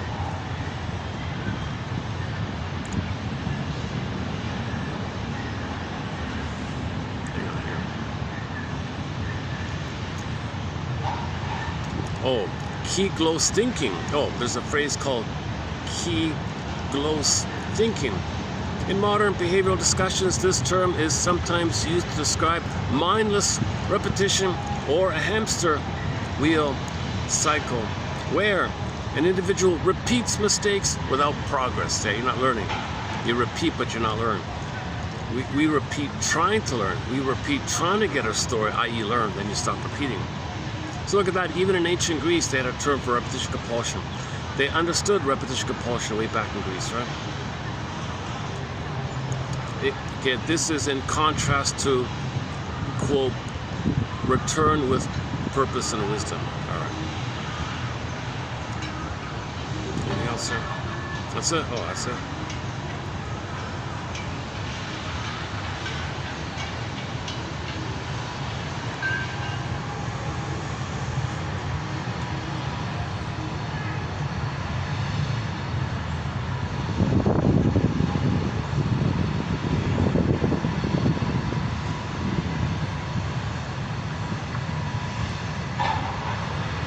Repetitive patterns.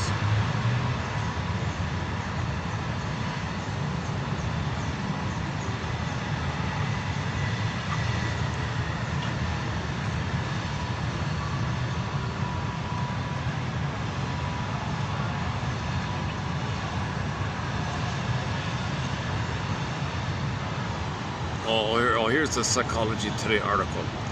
January 120, yeah, so this is what showed up on the feed today, on the Psychology Today, this one here.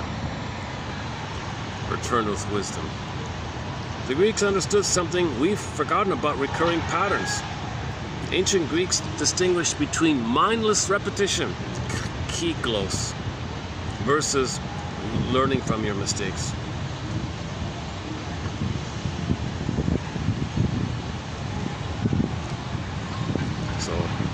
You had a client who says, "Oh, I'm back here again, all over again." I'm back here again. Well, it's an opportunity to learn. Instead of repeating the shame, it's an opportunity to learn. Right? The new year is upon us. That familiar sense of returning to the same place, same resolutions, same hopes, maybe the same weight, job dissatisfaction, or relationship patterns you swore you'd address all over again.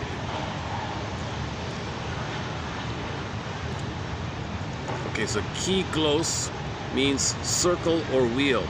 Mindless repetition without progress. Mindless repetition without learning or progress. Think of a hamster in its wheel, or Sisyphus rolling his boulder. Going nowhere. Going nowhere, yeah, right. Sisyphus going nowhere, right? Versus the healthy one where you learn from your mistakes. Okay, it goes on a bit like that. These guys these PhD psychology people, it's kind of mishmashed. It's not really coherent. A lot of it's not too coherent. A lot of it contradicts itself. A lot of it doesn't apply.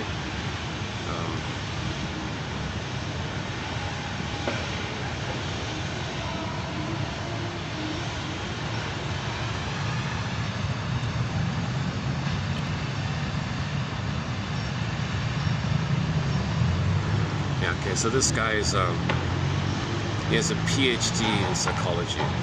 Big deal. That's just the beginning point. If somebody's a PhD in psychology, that's just high school. That's just kind of high school continuing. You don't have anything. You got to go to the analytic area. Then afterwards you can write letters to people. I wouldn't pretend to be a soul doctor with a PhD in psychology. No way. In most cases. So there are a few exceptions. Janoff's a good exception. Arthur Janoff, very helpful material. He says he did study psychoanalysis actually originally, but he doesn't specify anything about his analytic training, or did he go to an institute, or did he quit, or I don't know. But what Janoff describes is very appealing. If we can feel safe, think about our early memories. Think about your earliest memories. Stay there. What you feel. Talk about. You might now feel what you tried to feel back then. You know.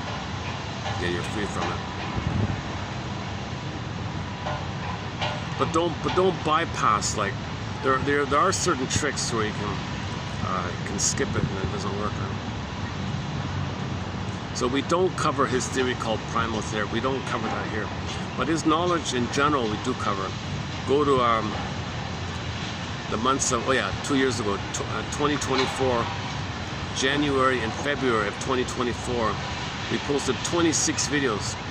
I remember being a little excited for 2 months. I was very enthusiastic reading his quotes. So we posted 300 top quotes from him.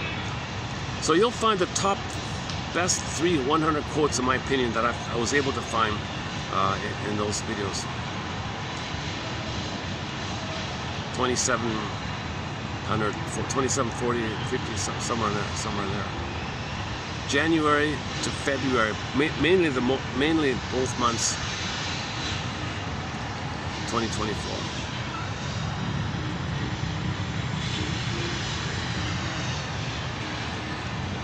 Oh, let's check the time here. Son of a gun, eh? I have an hour and a half. Sometimes it's funny, sometimes I'm so rushed. Like yesterday I had no lights, I rushed everything.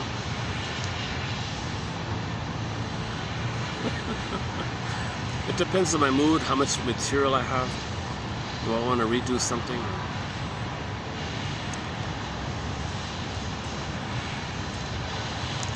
And it comes back to my mind, that one about the death, called The Death Ship. Season 4, episode 6 of The Twilight Zone.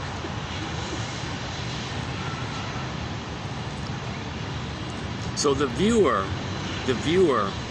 watches the visualization of the disembodied consciousness of three astronauts who perished. So 3 astronauts were on a spaceship looking for other planets to colonize, right? It's still like Star Trek kind of thing. So the reality was, these 3 guys went into a ship, flew trillions of light years away to other galaxies, and then crashed, right? And their minds are kind of floating, like they didn't accept the death. Like, what? Are we gone? I can't believe it. So the minds are kind of in the air like that or something. It didn't fuse. It didn't go back on the body or disperse. It just kind of suspended or something. A lot of these episodes discuss this, like the ghost idea or whatever.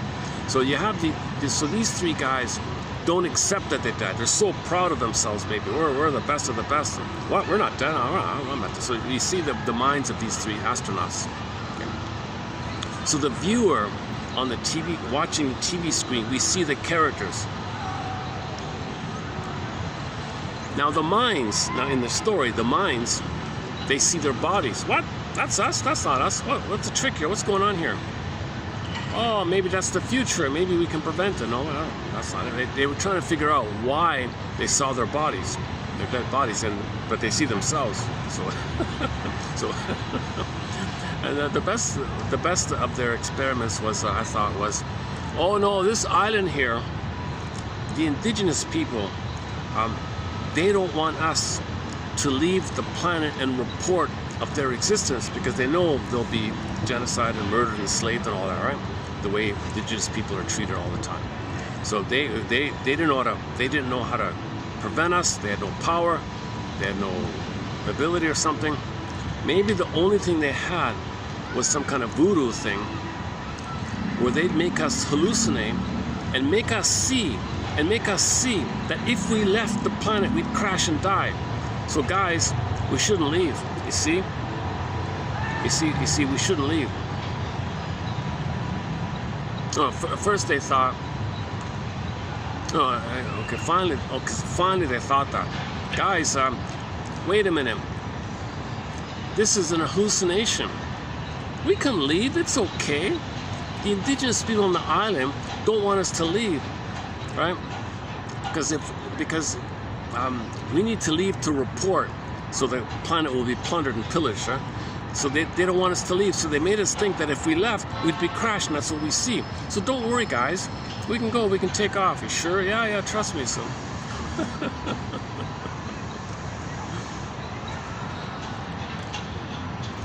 So it turns out, so they left, and they were right. They didn't, it wasn't that. Then the captain said, wait a minute, we're supposed to get samples and stuff. We got to go back down. We forgot to get water samples and food samples and things. Oh, okay. So they went down, and they're thinking, well, now that we're aware of our hallucinations, we're not going to hallucinate again anymore because we're aware of it. But they saw it then. Now what's going on? It's still there. You mean we really died and we're just disembodied consciousness? Oh my God. Let's just admit it, guys. Relax. We're already goners like that. And the leader didn't want to admit it. He was a stubborn guy like that. So there were no indigenous people on the island doing this to them. It has a huge, as mentioned at the beginning of the video, it had a huge surprise ending, that one. I talked a lot about the 30 fathom grave one. That was very interesting. Miniature we mentioned. I don't know.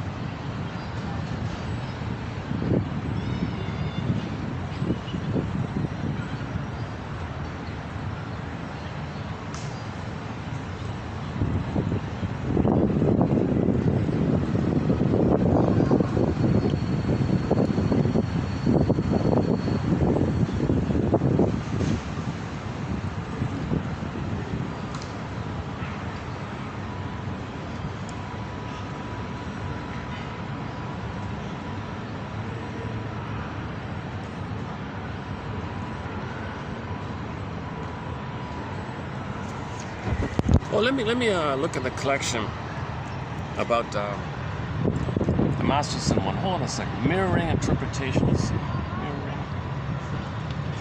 Do we have any here? Hold on a second.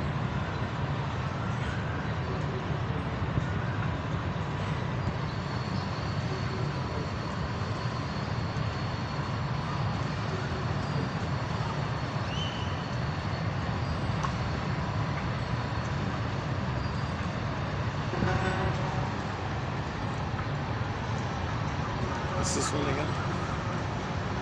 So, regarding those with the narcissistic personality pattern as described by Kohut, there is a thirst for self-objects. So the first, the breast is considered a self-object, written as one word, self, and the mother, the other, the mother, the dash between the M and the O, other, mother, other. So the word object just means whatever you're connected to, emotionally invested in. So the baby's fully invested in the oneness with the breast, self, and the mother, written as one word, self-object. So the breast functions as a self-object for the baby, a symbiotic object for the baby. So for his selfhood, for his symbiotic needs, okay, the self-object, the breast, so tool, written as tools. And the baby thinks that the unit is all him. So he needs it if he doesn't get it, right? I mean, he has the unconscious hope for it. It's a symbiotic thing. If it's failed, enter New Age thinking. You fantasize the good breast in the sky, it knows he loves you. Okay, advertising slogans and even religious stories are like that. So you want to trigger.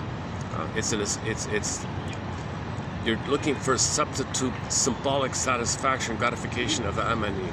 Doesn't work. It fails. Doesn't work. It doesn't fail. But you fantasize it, so you can trigger the time in the uterus when you did have blissful oneness. So New Age thinking is just to trigger the regressive time of blissful oneness. That's why it's a big scam we talked about earlier. Self-object. There is a thirst for self-object, who will give them confirming and admiring responses. Quote, they are impelled to display themselves and to evoke the attention of others, trying to counteract, however fleetingly, the inner sense of worthlessness and lack of self-esteem. I see. So from Kohut's point of view, part of the narcissistic personality style is to be seen, look at me, look at me. Sometimes I see some flamboyant, exaggeratedly displaying shockingly sometimes. See me, see me.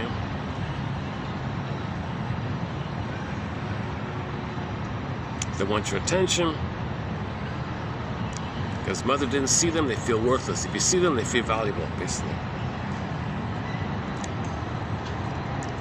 The next part is, so that's mirror hunger. Mirroring hunger. Or, in its closet or inverted form, are forever in search of others whom they can respect and admire for various idealized traits such as prestige, power, beauty, intelligence, or moral or philosophical stature. Such persons can only experience themselves as worthwhile when they are related in some way to these idealized objects, the ideal hungry. Okay, so another version of it is if that's failed, the grandiose self isn't mirrored. So the baby's the grandiose self, the mother's the omnipotent other, fused unit. Grandiose self, omnipotent other, mother, breast mother. If that's failed, if his energy is on the self side, he wants others to mirror him. Look at me, center stage, look at me, center stage, all in poor line. If that's failed, mother, who do you think you are? It crushes, then it goes to the mother. Now, he basks and covertly feels special in the glow of idealizing others. So that's like celebrity worship. Oh, what an amazing celebrity. And he feels special and grandiose. If you think about the other person and invest in the other person, how great they are. You feel special if you say someone is so amazing like that. That's the ideal hunger. So mirror hunger, the first one. Ideal hunger, or the focus may be more on seeking mirroring from a person who's just like them, or from someone who expresses any of their main disowned shadow traits. Yeah, that's the twinship idea. So the two are one. So another version of it is, variation of it is the two are one. Mother and the baby are one. So if you find a twin, you're just like me. So we're one. Twinship or alter ego hunger, or a part of you, alter ego. So if they're like totally opposite of you, everything you don't know about you, and they're all of that, that's your alter ego. So it's still a twinship idea. So these three hungers are often accompanied by merger hunger. So back to the fusion, merging hunger, fusion hunger, symbiotic hunger, the oneness, the symbiosis. So the New Age thinking, they want symbiosis. The bully wants symbiosis. Okay, all of the sting of personality patterns, okay, narcissist and bully, iago, etc. They want oneness. Okay, you also have voyeur narcissists, you know, waif narcissists and passive-aggressive narcissists, you know, and turtle narcissists and so on, iagos and over-bullies. So they still want the oneness, right? If somebody's very controlling and demanding, that's the same idea with the bully. Over-bully or over-bully, they want the oneness. Merger hunger, where those with this narcissistic pattern have a compelling need to control their self-object. Now, that's why they're controlling. So if it's over, it's the psychological, the covert, psychological aggressive, the passive aggressive. They are very intolerant of the independence of the other. No, exclusive possession, you're mine, right? Very sensitive to separations and demand their continuous presence. Get back to that woman in the miniature episode. She always micromanaged this guy, right? Controlled this guy, henpecked him. The three main emotional hungers, according to Mr. Kohut, are mirror hunger, to be seen, ideal hunger, to feel safe, and twinship alter ego hunger, to be understood, with merger hunger included in any of the forms to one degree or another. His advice is to interpret the hungers rather than try to meet it. Masterson's approach is to offer what he refers to as mirroring interpretation of narcissistic vulnerability, which minimizes the risk of triggering the client's narcissistic injury rage in response to a perceived insult to their fantasized grandiose self. Therapists say they keep in mind that those with the narcissistic pattern might regard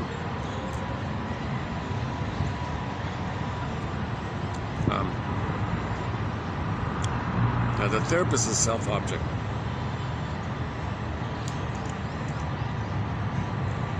Hang on, okay, hang on. Okay, see, so he's got an underlying hungry, enraged, empty self, right?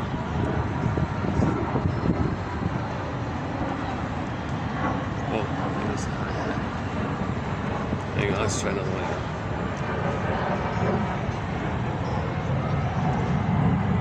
I see, so when I type in the word mirroring, I get mostly Kohut quotes. Where's the Masterson one? Hold on a second.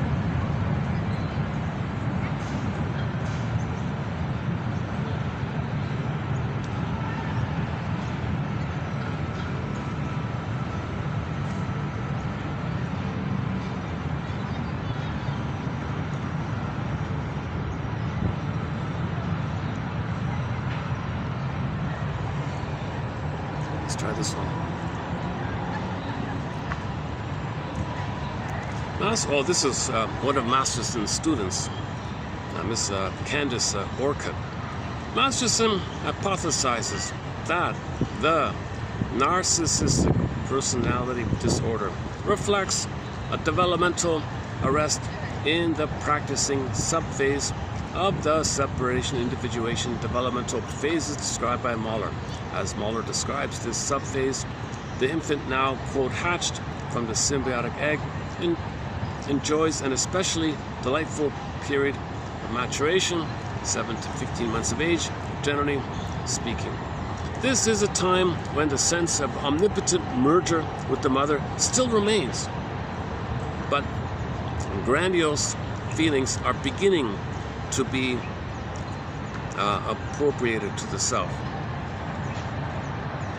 The infant negotiates such heady challenges as standing, coasting, walking with support, and taking the first independent steps.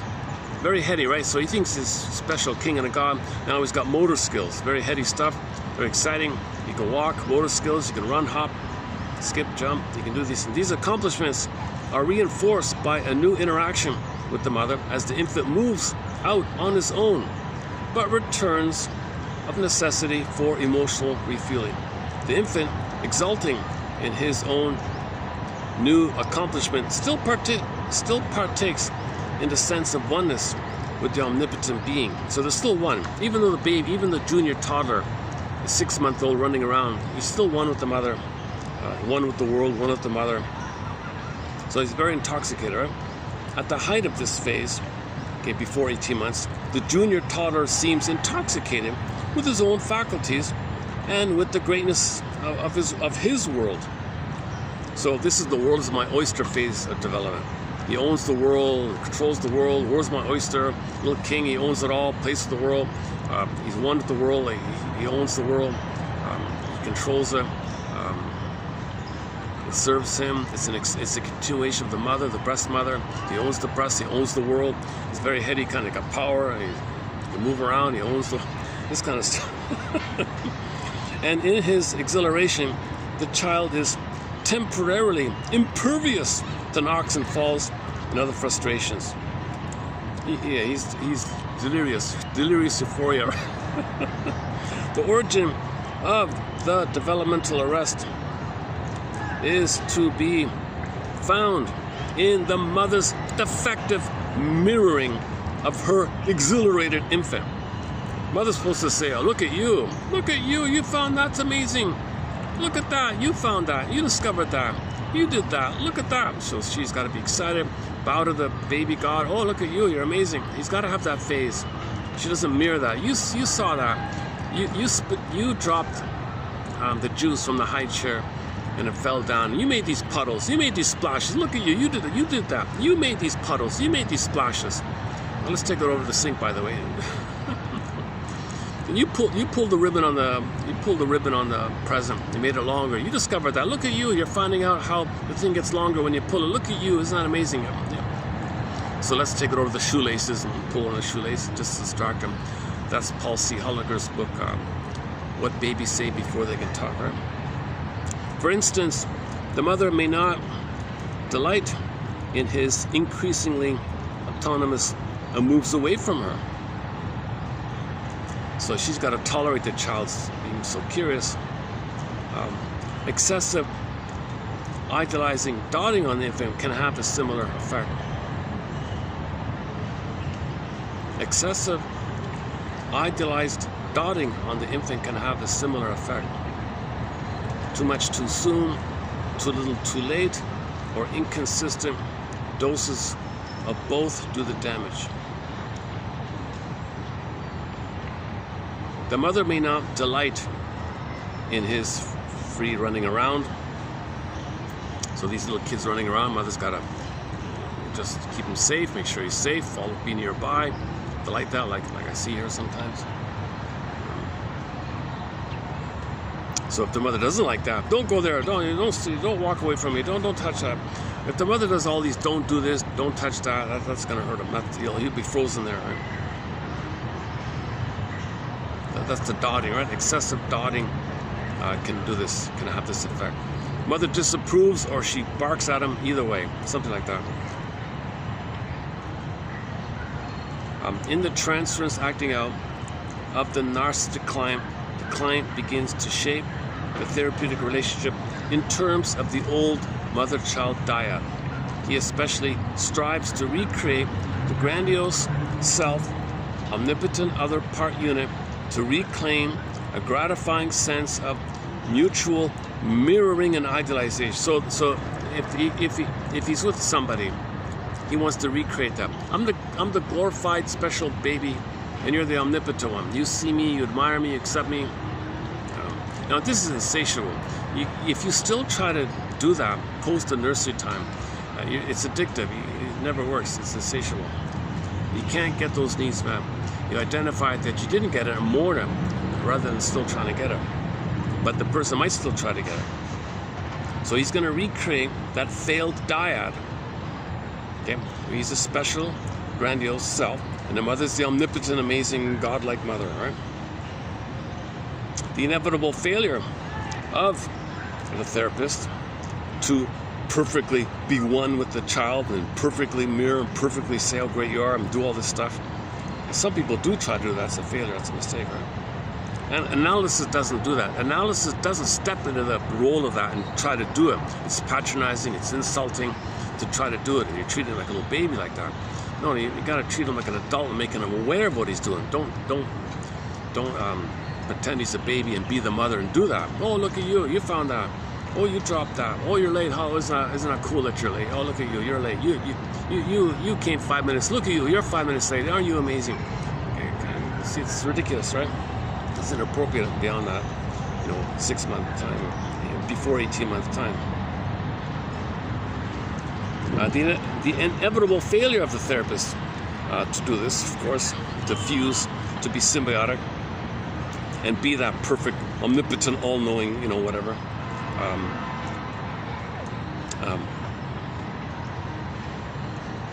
With the client, grandiose, omnipotent part unit projection precipitates a dramatic hero to zero response from the client. Yeah, so if the client does do this, oh, you're amazing, therapist. Oh, you made a mistake. Click, you're no good. Everything or nothing. You're everything or nothing. For the baby, the breast mother is the world's everything. Fails, click, you're nothing. Split, demon, monster. Everything or nothing. You don't give me everything, you're nothing. Hero or zero. Like babies have these extreme exclusive possession. He wants it all or it's nothing. He cannot do ambivalence, he can't do confusion, he can't do human imperfection. The babies are in the mythology world, goddess and demon, right? Masterson's approach is to employ what he terms mirroring interpretation of narcissistic vulnerabilities. So that's me talking about. Oh, here's the film. Yeah, I quote this a lot here.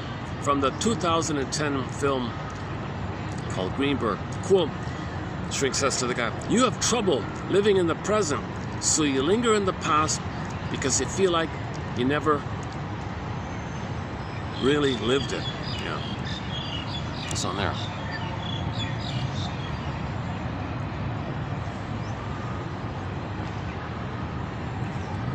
Hang on, let me try again. Hold on a second.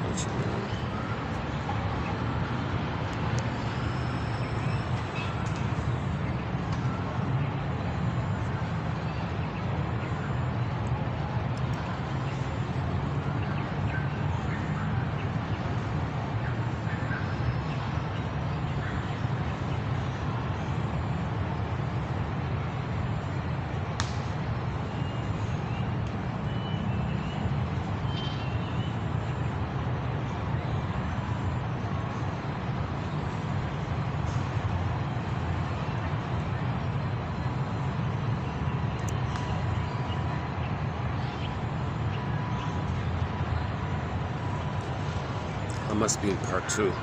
I only have the first. I only have the part 1 on here. Yeah. Okay, I'm missing the other one. Anyways, check out Masterson, James F. Masterson. There's one short interview with him on YouTube. It's very good. A little choppy. I mean the VHS when it was damaged. So when you see it on the DVD, there's scratchy a bit. It's too bad. There should be hundreds of Masterson. He should have had his own channel, TV channel, and he could have presented the top shrinks or something like that. There should be like a shrink channel or something. The psychoanalysis channel.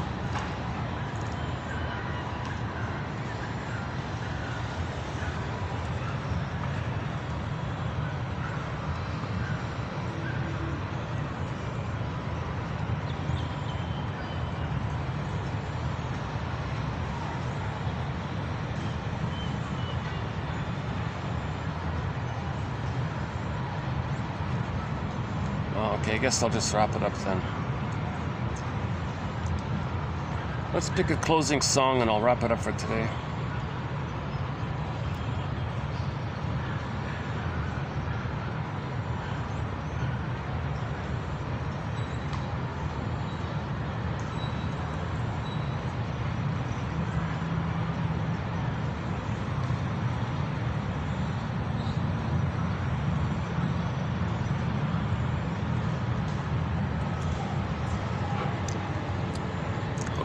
when the song ends, I'll just hit the stop button. I guess I'm feeling a little fatigued here today.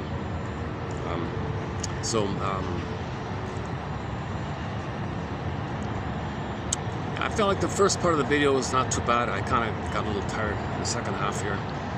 Okay, that's okay. There have been some excellent, some of my best videos, I think. Sorry.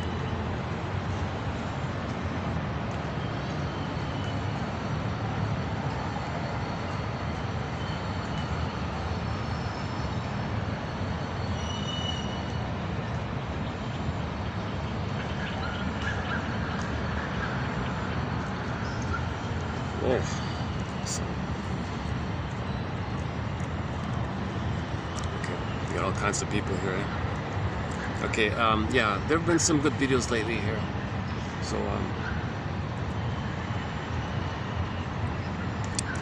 I tolerate some of my more mediocre videos. This is definitely one of them. So, submit it for your approval and consideration.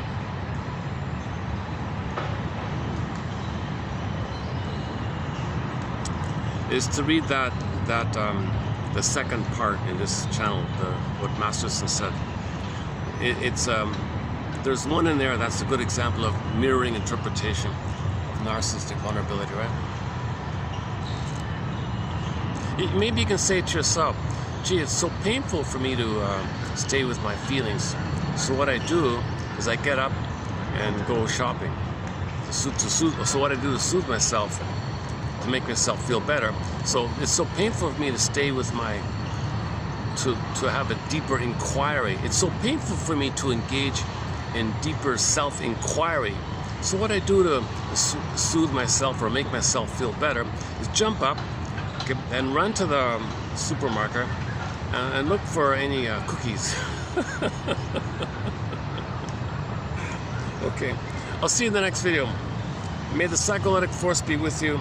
Okay, Rumpelstiltskin, we're searching for the right words here, so we'll keep on trying. Thanks very much. See you in the next video.